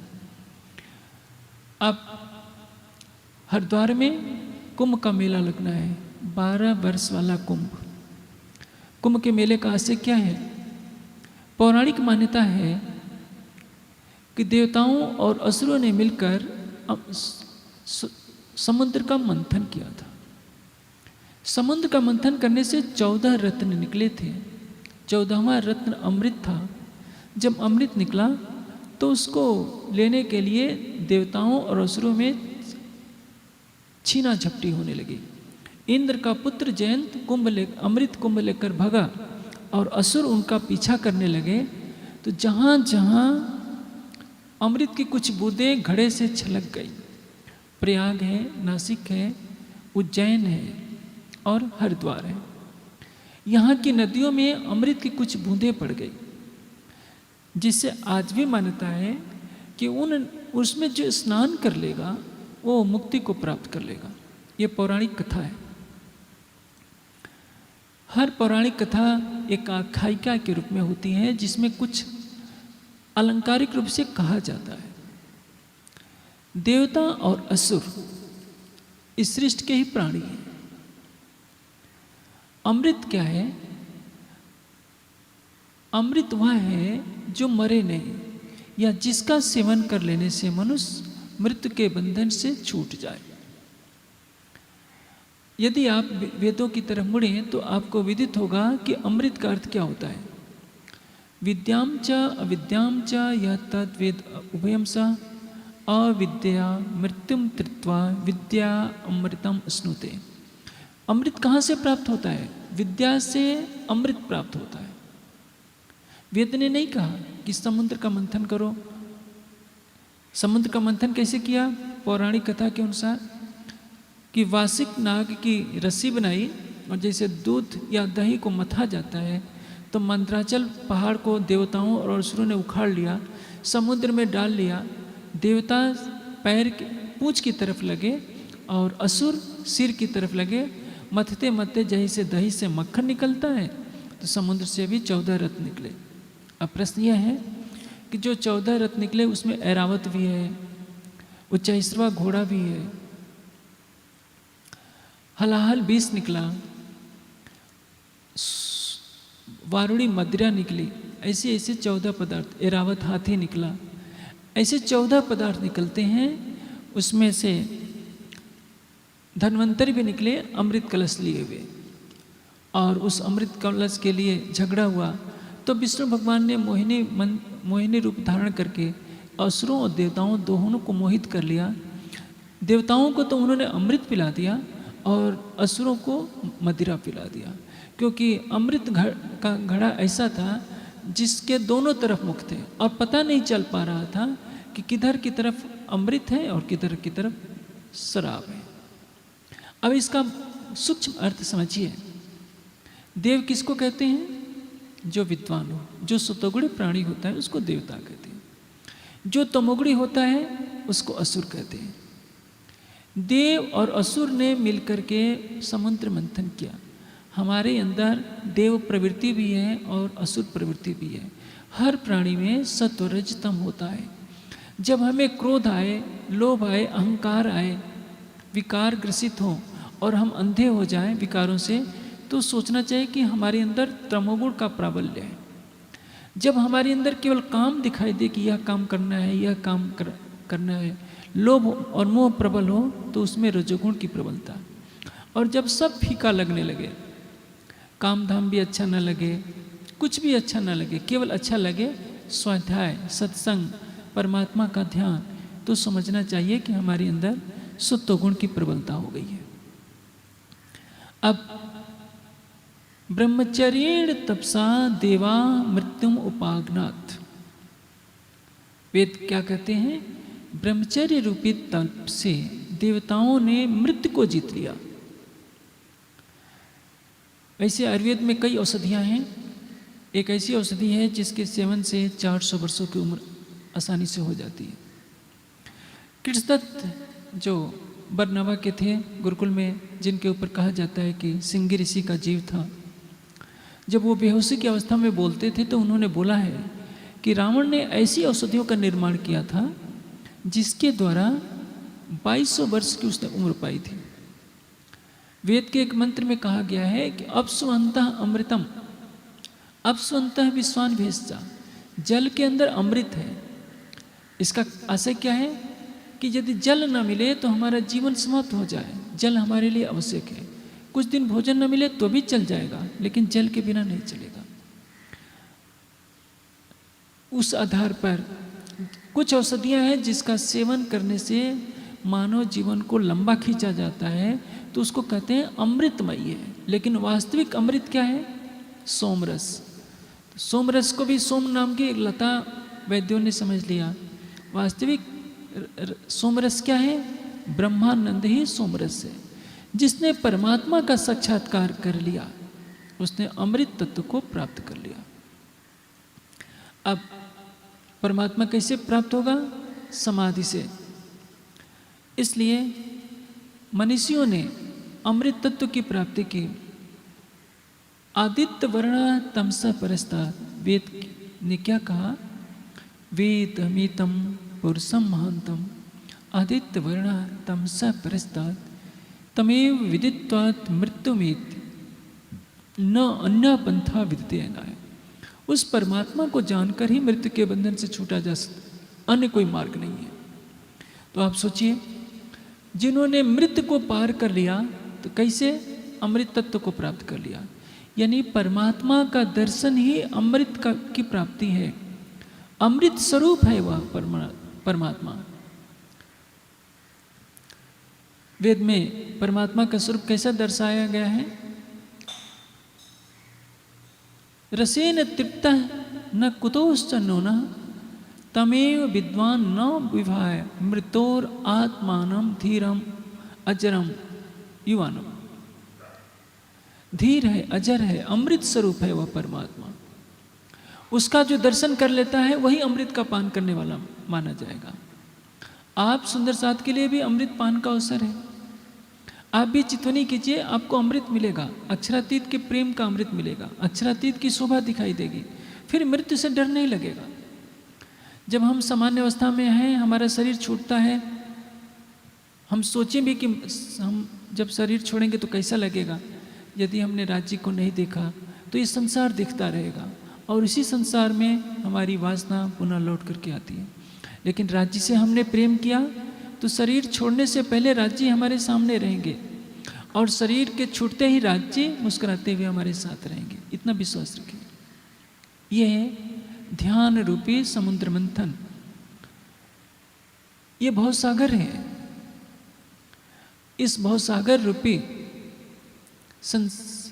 संसार का मंथन करके हमने तत्व ज्ञान प्राप्त किया।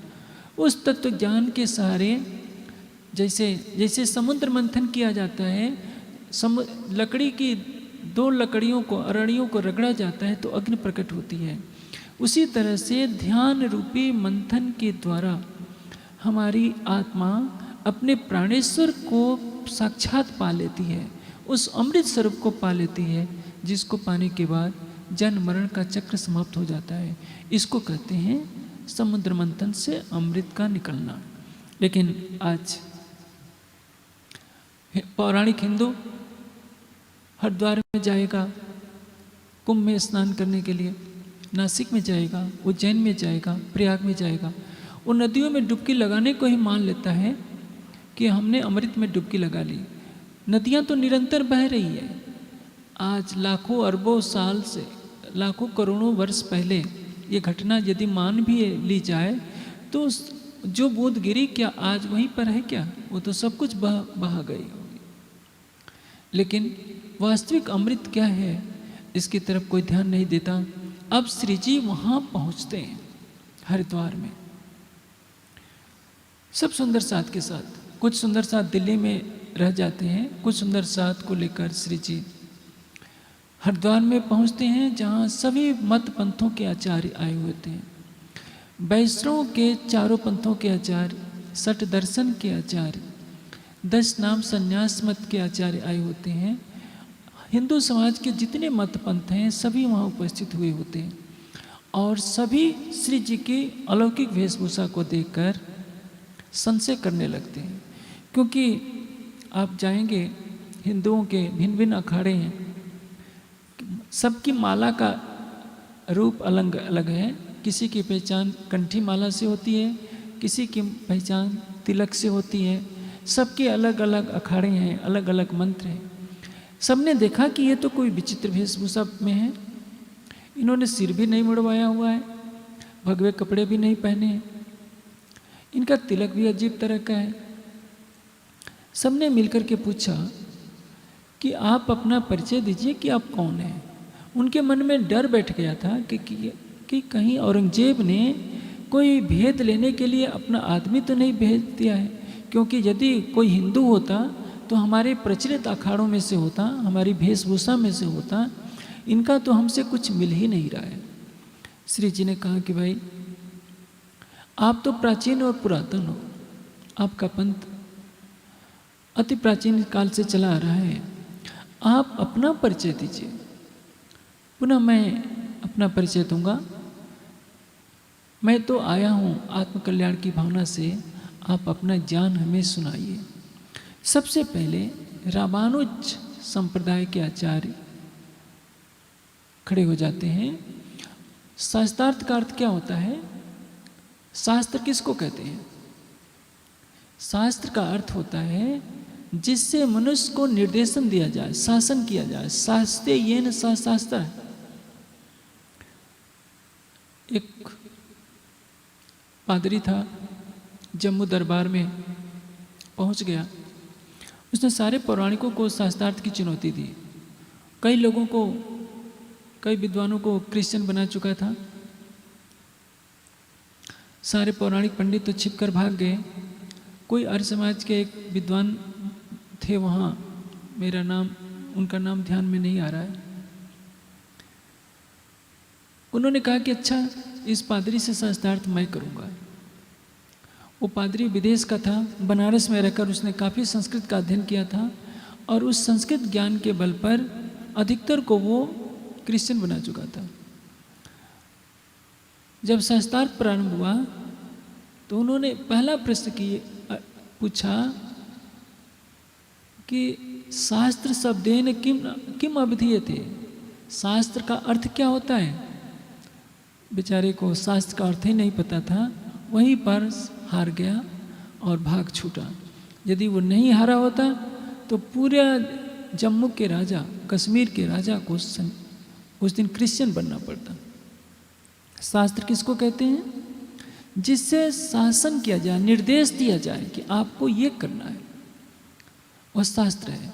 और शास्त्र के आशय को समझने के लिए जब दो व्यक्तियों में वार्ता होती है तो उसको कहते हैं शास्त्रार्थ। अर्थ यानी अभिप्राय। शास्त्रार्थ का अर्थ झगड़ा नहीं होता है। शास्त्रार्थ का अर्थ ये नहीं अपने पांडित्य का प्रदर्शन करना नहीं होता है। ये कहना अनुचित है कि एक ही संप्रदाय में शास्त्रार्थ नहीं होता, ऐसा नहीं है। शास्त्रार्थ तो भाई भाई में होता है, मित्र मित्र में होता है। शास्त्रार्थ का आशय है सत्य का निरूपण करना। अपनी बात आप कहिए, हम अपनी बात कहें, और एक निर्णायक रखा जाता है कि हाँ, निष्पक्ष बुद्धि से ये विचार किया जाता है कि ये शास्त्र का आशय है। इसमें लड़ाई झगड़े की कोई बात नहीं होती थी। लेकिन आजकल ऐसा हो गया है कि कोई भी पंडित अपनी हार नहीं मानना चाहता और अपनी गलत बात को भी इतनी दबंगई से जोर जोर से चिल्लाने लगता है कि वही सच कह रहा है, और इसी से विवाद खड़ा होता है। पहले शास्त्रार्थ होते थे। शंकराचार्य और मंडन मिश्र का शास्त्रार्थ हुआ था। मंडन मिश्र की पत्नी ने अपने पति के विरुद्ध ही निर्णय दे दिया कि मेरे पति हार गए। पहले निष्पक्षता थी, कोई पक्षपात नहीं करता था। आजकल तो शास्त्रार्थ होने का मतलब लोग हथियार लेकर जाते हैं, एक दूसरे पर पत्थर मारते हैं, गोलियां तक चलने की नौबत आ जाती है। क्योंकि प्रश्न खड़ा होता है कि हमारा पंथ सही है। सत्य असत्य का निर्णय करना लोगों को अभिप्रेत नहीं है, केवल अपने बाहुबल से ये दर्शाना कि मेरा मत सही है, इसके लिए हिंसा पर उतारू हो जाया करते हैं। जबकि शास्त्रार्थ का उद्देश्य ऐसा नहीं होता। अब श्री जी के सामने रामानुज मत के अनुयायी खड़े होंगे। आप देखिए ये अपनी सारी बात क्या कहेंगे। सारी बात प्राचीनता से जोड़ेंगे, जबकि सच यह है कि राजा भोज के पश्चात वैष्णव संप्रदाय का प्रारंभ हुआ है। 4 पंथ है वैष्णव के। एक कहेंगे कि हमारी पद्धति लक्ष्मी से चली, जैसे रामानुज वाले कहेंगे कि हमारी पद्धति लक्ष्मी से चली है। एक कहेंगे कि हमारी पद्धति शिव से चली, एक कहेंगे कि ब्रह्मा से चली। सच कोई कुछ भी नहीं है। कलयुग में ही सारे पंथ चले हैं, और कलयुग में भी वो भी 2500 वर्ष के अंदर से सारे संप्रदाय चले हैं। महाभारत काल से पहले, महाभारत काल में कोई भी संप्रदाय नहीं था। वाम मार्ग थोड़ा थोड़ा उभर रहा था। जब महाभारत के युद्ध में बड़े बड़े राजा जानवान मारे गए, कोई ज्ञान का प्रकाशक नहीं रहा, तो वेद मंत्रों के उल्टे अर्थ होने लगे। वेद में विष्णु शब्द है। विष्णु का अर्थ क्या होता है? व्यापक स्वरूप वाला। जिसका स्वरूप व्यापक हो, जिसकी सत्ता व्यापक हो, उसको विष्णु कहते हैं। शिव का अर्थ क्या होता है? कल्याणकारी। जो सबका कल्याण करने वाला एक परमात्मा है, उसको शिव कहते हैं। जो ऐश्वर्यवान हो, उसको इंद्र कहते हैं। जो अखंड स्वरूप वाला है, उसको आदित्य कहते हैं। जो वर्ण करने योग्य है, उसको वरुण कहते हैं। वेद में ये सारे शब्द आए हैं, लेकिन वेद ने एक परमात्मा की स्तुति की है, किसी देवी देवता की स्तुति नहीं की है। इंद्रम मित्रम वरुणा सुपर्णा स गरुत्मान एकम सद बहुधा विप्रा बदंत यम मातृस्वानम आओ। यम का अर्थ ब्रह्म होता है, मातृस्वा का अर्थ ब्रह्म होता है। पौराणिकों ने अष्टाध्यायी महाभाष्य काशिका न पढ़ने के कारण, निघंटु निरुक्त न पढ़ने के कारण इनको देव परक बना दिया कि वेद में ब्रह्मा जी की स्तुति है, विष्णु की स्तुति है, शिव की स्तुति है, अमुक इंद्र देवता की स्तुति है। ऐसा कहीं कुछ नहीं है। एक परमात्मा को छोड़कर वेद में किसी भी देवी देवता की स्तुति नहीं है। देवता किसको कहते हैं? जिसमें दिव्य गुण हो। मातृदेव भव, पितृदेव भव, अतिथि देव भव, आचार्य देव भव, ये देवता है। ब्रह्मा विष्णु शिव शिष्ट के प्रारंभिक काल के योगी हैं। जो भी योगी महापुरुष रहे हैं, उन्होंने वेद में आए हुए शब्दों के आधार पर अपना नाम रख लिया। ऐसा नहीं है कि वेद में उनका वर्णन किया गया हो।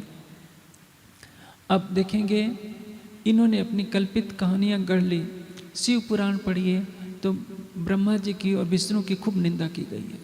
विष्णु पुराण पढ़िए तो उसमें शंकर जी की निंदा की गई है। देवी भागवत पढ़िए तो ब्रह्मा विष्णु शिव तीनों की निंदा की गई है। यानी वेद के आशय को न समझने के कारण ये झूठ मूठ के पुराण 18 रच दिए गए, सब में एक दूसरे की निंदा की जाती है। और रामानुज वैष्णव, जो रामानुज आचार्य ने चलाया था, दक्षिण भारत में इनका जन्म हुआ था, लगभग 1070 विक्रम संवत के आसपास इनका जन्म हुआ था।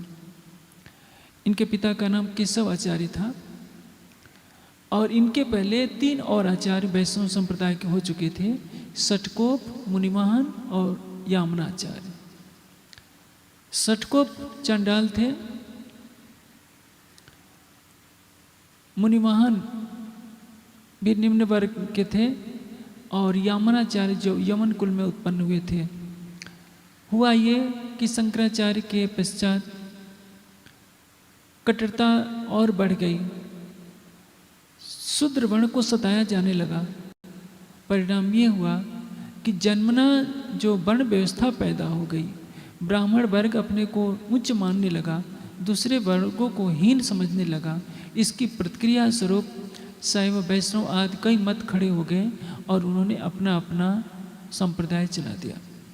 समाज में जब तक शिक्षा नहीं रहती तो स्वाभाविक है कि समाज में मत खड़े हो जाते हैं। इसलिए अपने को सत्य साबित करने के लिए हर संप्रदाय का अनुयायी कहेगा कि हमारा मत तो सृष्टि के प्रारंभ से ही चल रहा है। आप इनकी पद्धति सुनिए। अपनी पद्धति में ये क्या बताते हैं कि हम सृष्टि के प्रारंभ से चल रहे हैं, जबकि ये बात 100% झूठ है। शैव हो, वैष्णव हो, सभी पंथ कलयुग में चले हैं। आप उनकी एक एक बात को सुनिए। एक एक चरण पढ़ो।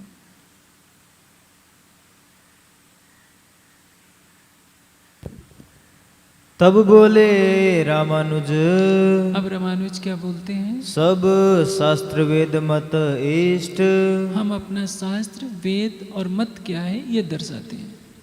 कहूँ अगोचर पंथ सही, और हमारा पंथ क्या है? अगोचर, यानी त्रिगुणातीत मार्ग का अनुसरण करने वाला है। देखो अपनी दृष्ट, हे श्री जी, आप जो है अपनी अंतर्दृष्टि से हमारे मत की विशेषता को ग्रहण कीजिए। हमारे गुरु धर्म में, और हमारा जो पंथ है इसके अंदर क्या होता है? कही नाम माला उर माही, नाम माला को, नाम की माला को हम हृदय में धारण करते हैं।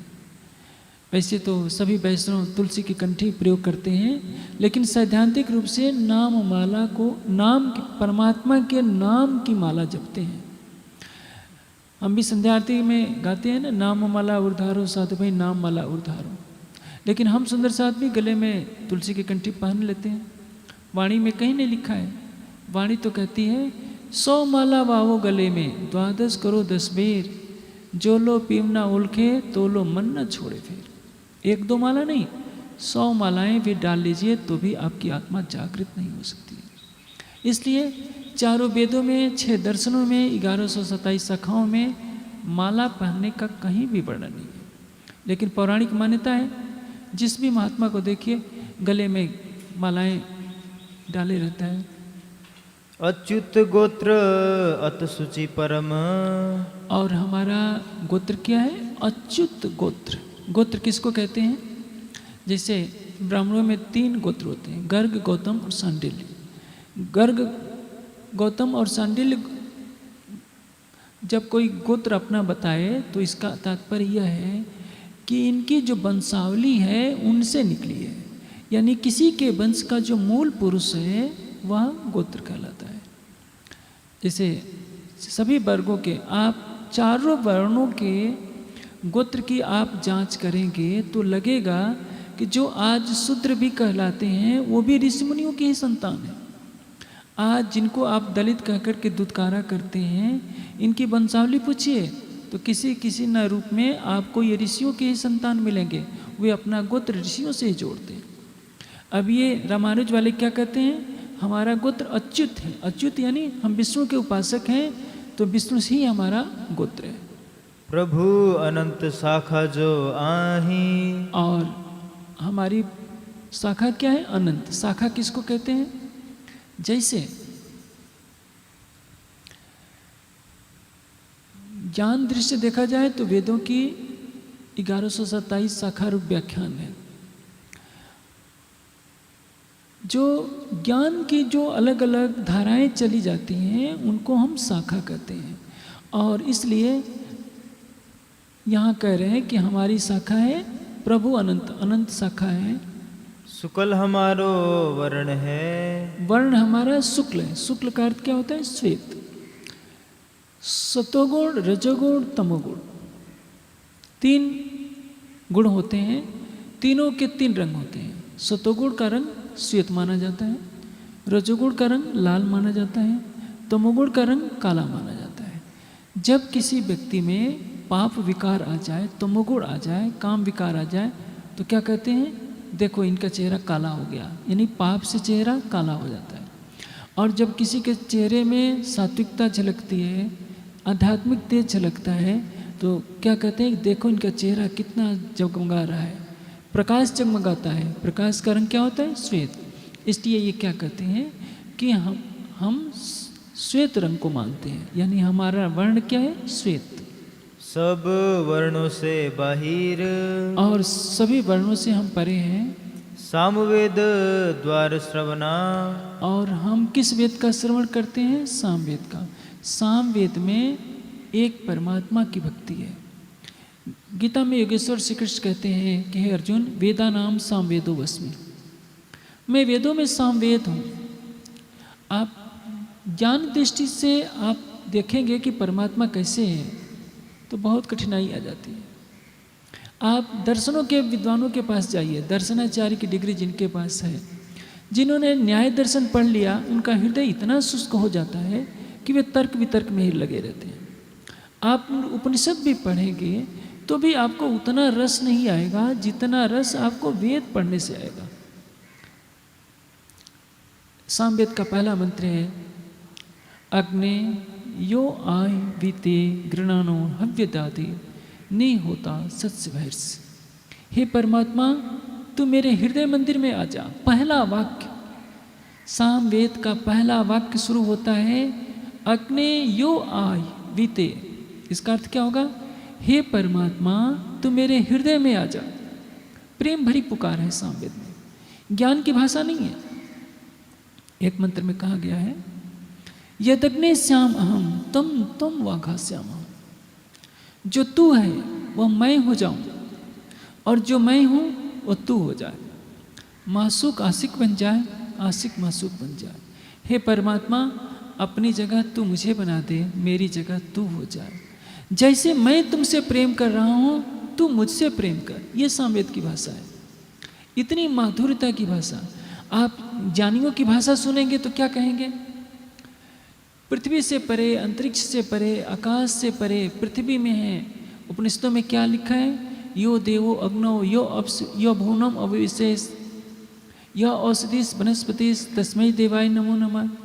जो अग्नि में है, जल में है, पृथ्वी में है, औषधियों में है, उस परमात्मा को प्रणाम है। आप कठोपनिषद पढ़िए, बृहदारण्यक उपनिषद में पढ़िए, याज्ञवल्क्य बता रहे हैं कि न उसको हर्ष कहेंगे, न दीर्घ कहेंगे, न लघु कहेंगे। सूक्ष्म से सूक्ष्म है। ज्ञान की कितनी भाषा, कितने ग्रंथ बना लीजिए, शुष्कता ही शुष्कता आती है। लेकिन जब वेद पढ़ेंगे तो लगता है कि नहीं। जैसे आप तारतम वाणी पढ़ करके क्या सोचते हैं? राज्य तो हमारे हैं, हम उनके हैं। वेद के एक मंत्र में कहा गया है वयम तो त्वम अस्माकम। हे परमात्मा, हम तुम्हारे, तुम हमारे। एक प्रेम की भाषा होती है। लगता है कि वो कितना सुंदर है, कितना प्रेम भरा है, और वो हमारे सामने है। वेद पढ़ने से लगता है कि हमारे और परमात्मा के बीच में दूरी नहीं है।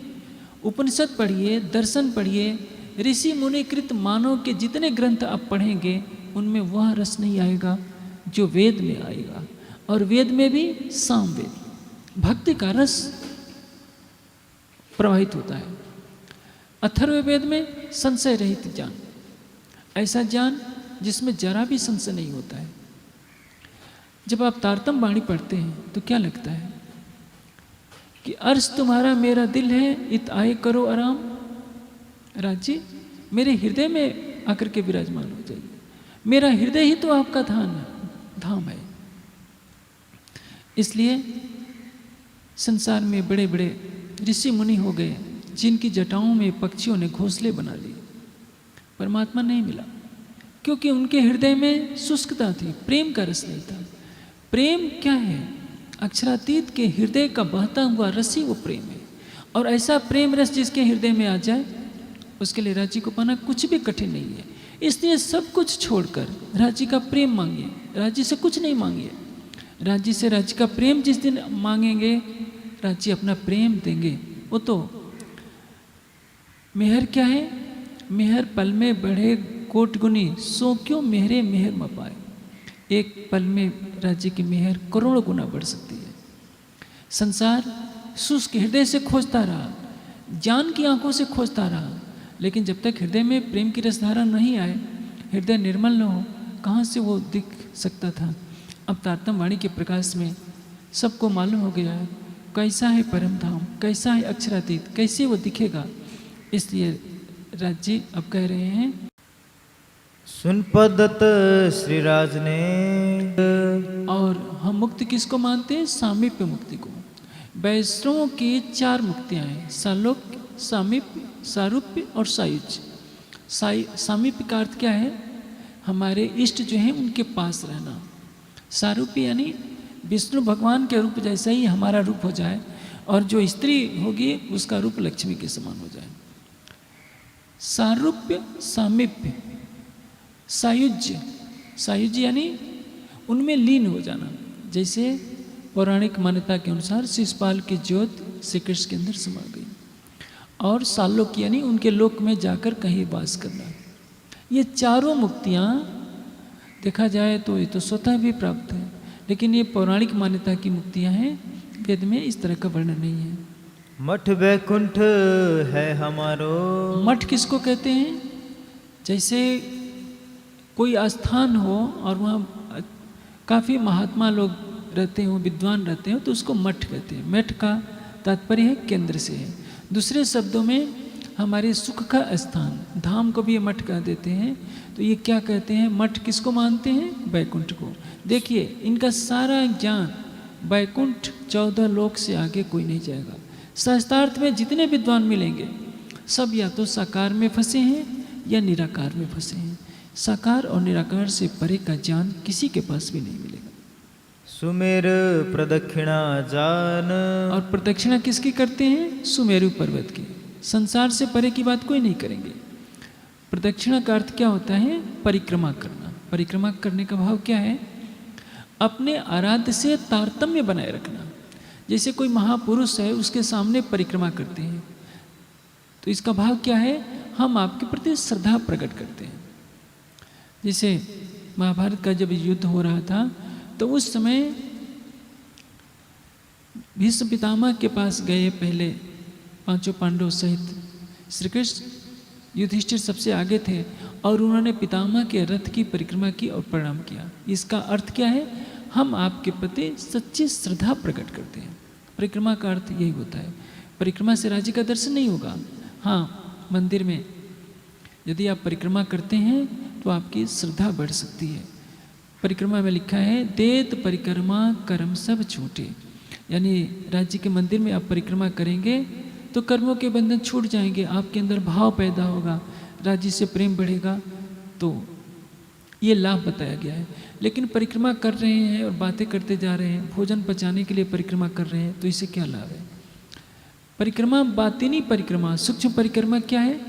आप ध्यान में बैठ जाइए, परम धाम के 25 पक्षों में घूमिए, मूल मिलावे में जाइए, वहाँ से आप तीसरी भूमि की पड़साल में जाइए और 3 बजे के पश्चात जब सवारी निकलती है, हौज कौसर किसी दिन जाइए, पुखराज जाइए, मानिक पहाड़ जाइए, बड़ी रंग की हवेलियों में जाइए, सागरों में जाइए, पश्चिम की चौगान में जाइए, बड़ो वन, मधुवन, महावन में जाइए। आप चितौनी में बैठे हैं और बैठे बैठे पूरे परम धाम के 25 पक्षों की परिक्रमा एक दिन में भी कर सकते हैं। प्रतिदिन किसी एक पक्ष में घूम आइए, इसको परिक्रमा कहते हैं। वाणी में जो परिक्रमा ग्रंथ आया है, इसका अर्थ क्या है? 25 पक्षों में भ्रमण करना ही परिक्रमा है। उसकी 7 परिक्रमाएं दी गई हैं, यानी 25 पक्षों के भ्रमण को 7 भागों में बांटा गया है। ये किसकी परिक्रमा करते हैं? सुमेर पर्वत की, क्योंकि पुराणों में सुमेर पर्वत की महिमा ज़्यादा दर्शाई गई। बीज मंत्र निराकार है। मंत्र किसको कहते हैं? मंत्र का अर्थ होता है मननात मंत्र। अपने आराध्य की स्तुति में जो शब्दों का समूह होता है उसको मंत्र की संज्ञा दी जाती है आजकल। वैसे वेद की ऋचाओं को मंत्र कहते हैं, लेकिन हर सांप्रदायिक व्यक्ति ने आजकल नए नए मंत्र बना लिए हैं। मंत्रों की भरमार इतनी है कि जिसको संस्कृत का एक वाक्य नहीं बनाने आता वो भी मंत्र का निर्माता बन जाता है। जैसे बहुत पहले एक मंत्र बना था, श्री कृष्ण शरणम मम। आज भी भागवतकार इसको खूब बढ़िया से गाते हैं, श्री कृष्ण शरणम मम। रामानंदियों ने मंत्र बना लिया, श्री राम शरणम मम। इसका अर्थ क्या होगा? श्री राम मेरी शरण में है। श्री कृष्ण शरणम मम यानी श्री कृष्ण मेरी शरण में है। कहना क्या चाहिए था कि श्री राम की शरण में मैं हूँ। अहम श्री राम शरणागतो अस्मि, या हम श्री कृष्ण शरणागतो अस्मि। मैं श्री कृष्ण के शरणागत हूँ, न कि श्री कृष्ण मेरी शरण में है। हमारे सुंदर साथ में जो विद्वान हैं तथा कथित स्वयंभू महान विद्वानों ने नकल करने से पीछे क्यों हटे? उन्होंने भी मंत्र बना लिया, श्री राजा शरणम मम। जब मैंने एक पत्रिका में लेख पढ़ा तो मुझे बहुत हंसी आई, क्योंकि उस लेख के लेखक हमारे समाज के एक प्रतिष्ठित व्यक्ति रह चुके हैं, जिनका अब धाम गमन हो चुका है। प्रश्न यह है कि हम श्री राज्य की शरण में है कि श्री राज्य हमारी शरण में है। लेकिन एक ने नकल की तो दूसरे ने वैसे ही नकल कर ली। किसी ने ये नहीं सोचा कि भाई व्याकरण शास्त्र क्या कहता है, क्या श्री राम शरणम मम, श्री कृष्ण शरणम मम का अर्थ उचित है? यानी अपने भावों को शब्दों का रूप दे दिया जाता है, उसमें कुछ आगे पीछे ओम लगा दिया। जो बामार्गी होते हैं हिरिंग श्रिंग क्लिंग जोड़ देते हैं क्या क्या शब्द। और आजकल तो साईं बाबा के भी मंत्र बन गए हैं, साईं चालीसा बन गया, साईं का गायत्री मंत्र बन गया। कितना आडंबर है, जिसके मन में जो आता है वही मंत्र बना लेता है, उसके अर्थ पर कोई विचार नहीं करता। सांप का विष उतारने का अलग मंत्र है, बिच्छू का विष उतारने का अलग मंत्र है। और तो और पौराणिकों में तुम्बे का मंत्र है। जानते हैं जब किसी को शिष्य बनाते हैं पौराणिक लोग तो उसको तुम्बा पकड़ाते हैं। तुम्बा की यानी कमंडल जो लौकी का बनाया जाता है, वो तुम्बे का मंत्र है। जल पवित्र स्थल पवित्र और पवित्र तुम्बा, शिव कहे सुन पार्वती तुम्बा पवित्र हुआ। बताइए जिस देश में ऐसे आडंबर के मंत्र चलेंगे उस समाज का क्या होगा? हिंदू समाज का पतन ही इससे हुआ है। न वेद पढ़ना है, न शास्त्र पढ़ना है, मनमानी कल्पना करके संप्रदाय गढ़ लेना है। और संप्रदाय की जय सब चाहते हैं, सत्य की जय कोई नहीं चाहता। इस देश में 1000 से अधिक संप्रदाय हैं, जिसमें 700 संप्रदाय तो अनैतिक हैं, जिनका कोई आधार नहीं, किसी ग्रंथ का आधार नहीं। और सारे संप्रदाय वाले कहेंगे कि मेरा संप्रदाय सच है, सबके संप्रदाय झूठे हैं, मेरे सिवा सच्चा किसी का नहीं, मेरे गुरु जी जैसा दुनिया में कोई नहीं। और जो मेरे गुरु जी के सिवा किसी की अन्य की बात मानेगा उसको कभी भी मोक्ष नहीं होगा। ये सबने इस बात को रट्टा लगा रखा है। नभ सम ब्रह्मो मान। और हम परमात्मा को क्या मानते हैं? आकाश के समान व्यापक मानते हैं। पद्मनाभ जो क्षेत्र है। और क्षेत्र क्या है? हमारा पद्मनाभ। पद्म कहते हैं कमल को। यानी क्षेत्र का अर्थ क्या होता है? पूरे देश को धार्मिक भागों में बांट लिया गया है। जैसे सीतापुर जिले को नैमिषारण्य क्षेत्र कहा जाता है। नैमिष, वहाँ कभी महर्षि दधीची ने तपस्या की थी और इसलिए उस क्षेत्र को नैमिषारण्य क्षेत्र कहा गया। बलिया को भृगु क्षेत्र कहा जाता है। बक्सर को भी अलग अलग हरिहर क्षेत्र कहा जाता है। केरला को परशुराम क्षेत्र कहा जाता है। अलग अलग ऋषि मुनियों के नाम से पूरे देश को बांट लिया गया है। तो वैष्णव कहते हैं, रामानुज वैष्णव, हमारा क्षेत्र क्या है? पद्मनाभ क्षेत्र है। ये संप्रदाय की पद्धति बता रहे हैं। जैसे आपके निजानंद की पद्धति है, आप अंत में सुनेंगे कि निजानंद की पद्धति क्या है। यानी आपकी जो मान्यता है उस मान्यता का आधार क्या है, मूल सूत्र क्या है। मेलकोटा सुख विलास। सुख विलास का स्थान क्या है? मेलकोटा। ये दक्षिण भारत में पड़ता है। सुख विलास यानी जहाँ हमारे संप्रदाय के आनंद का स्थान हो, उस सुख विलास का स्थान कहलाता है। लक्ष्मी इष्ट गोप है। और लक्ष्मी हमारी इष्ट है। इष्ट का मतलब जैसे आराध्य की जो आह्लादनी शक्ति है वो हमारी इष्ट कहलाती है।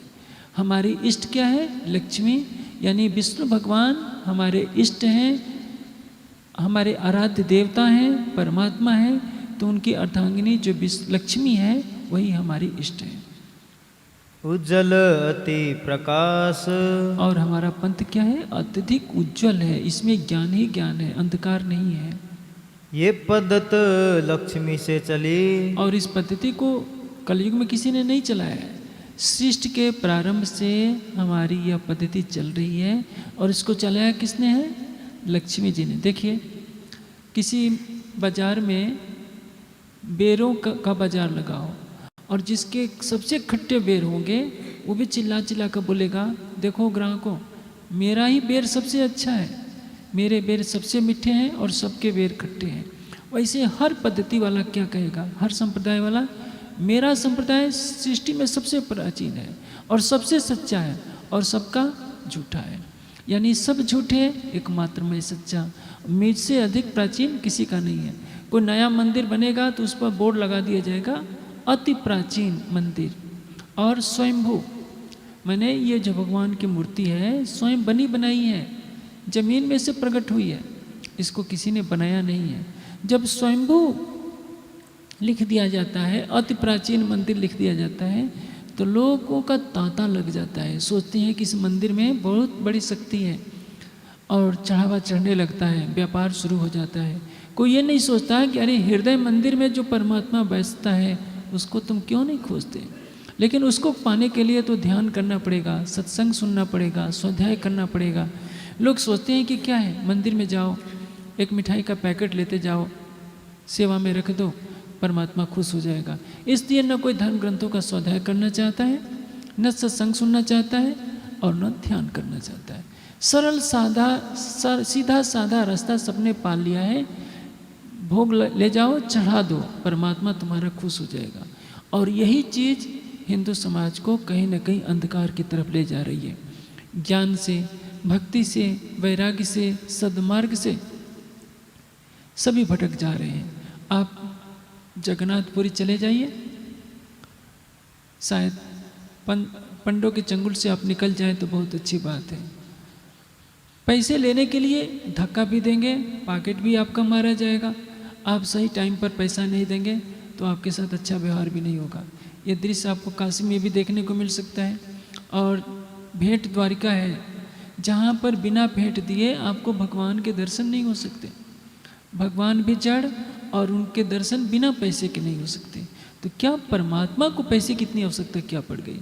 कोई भक्त उनका दर्शन नहीं कर सकता।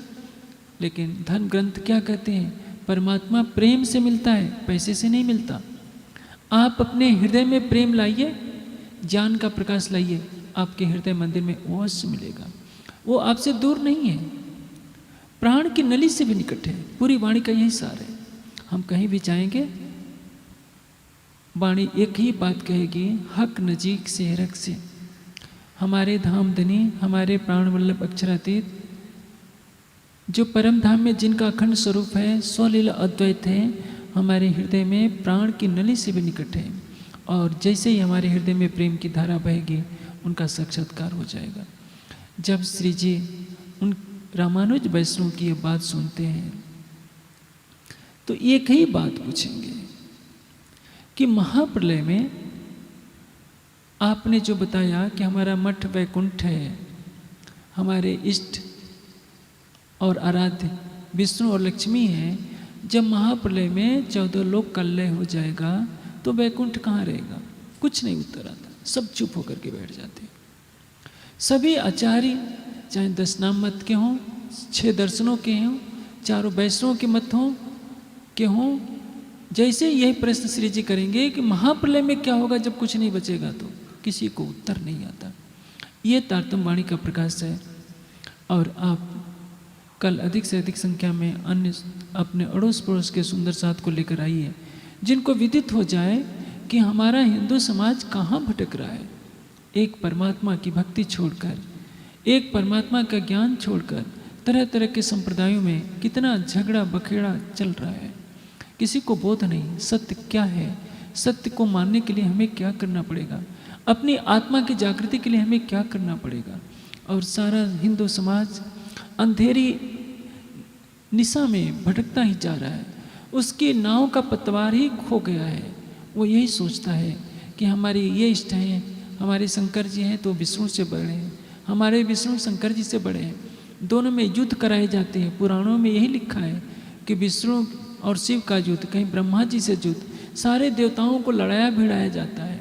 अब उसका परिणाम ये होता है कि उनके भक्त भी आपस में लड़ते हैं। शैव और वैष्णव का युद्ध हमेशा प्रसिद्ध है। और तो और कुंभ में भी इनके छोटे बड़े की बात चलती है। हमारा अखाड़ा बड़ा, तुम्हारा अखाड़ा छोटा। ये छोटे बड़े की भावना सारे समाज को अजगर की तरह निगलती जा रही है। और इसका मूल कारण है अज्ञानता। तारतम्य ज्ञान के प्रकाश में सत्य की वह राह मिलती है जिस पर चलकर हम परम सत्य अक्षरातीत को पा सकते हैं, अपने प्राणेश्वर को पाकर रिझा सकते हैं, अपनी आत्मा के धाम हृदय में युगल सर्प को बसा सकते हैं, शाश्वत प्रेम, शाश्वत शांति और शाश्वत आनंद को प्राप्त कर सकते हैं। आज समय पूरा होता है, चौपाई दुहराइए। कल आप सुनेंगे कि वैष्णव के 3 अन्य पंथ क्या कहते हैं। पद्मनाभ जो क्षेत्र है, मेल कोटा सुख विलास, लक्ष्मी इष्टत गोप है, उज्जल अति प्रकाश। बोलिए श्री प्राणनाथ प्यारे की।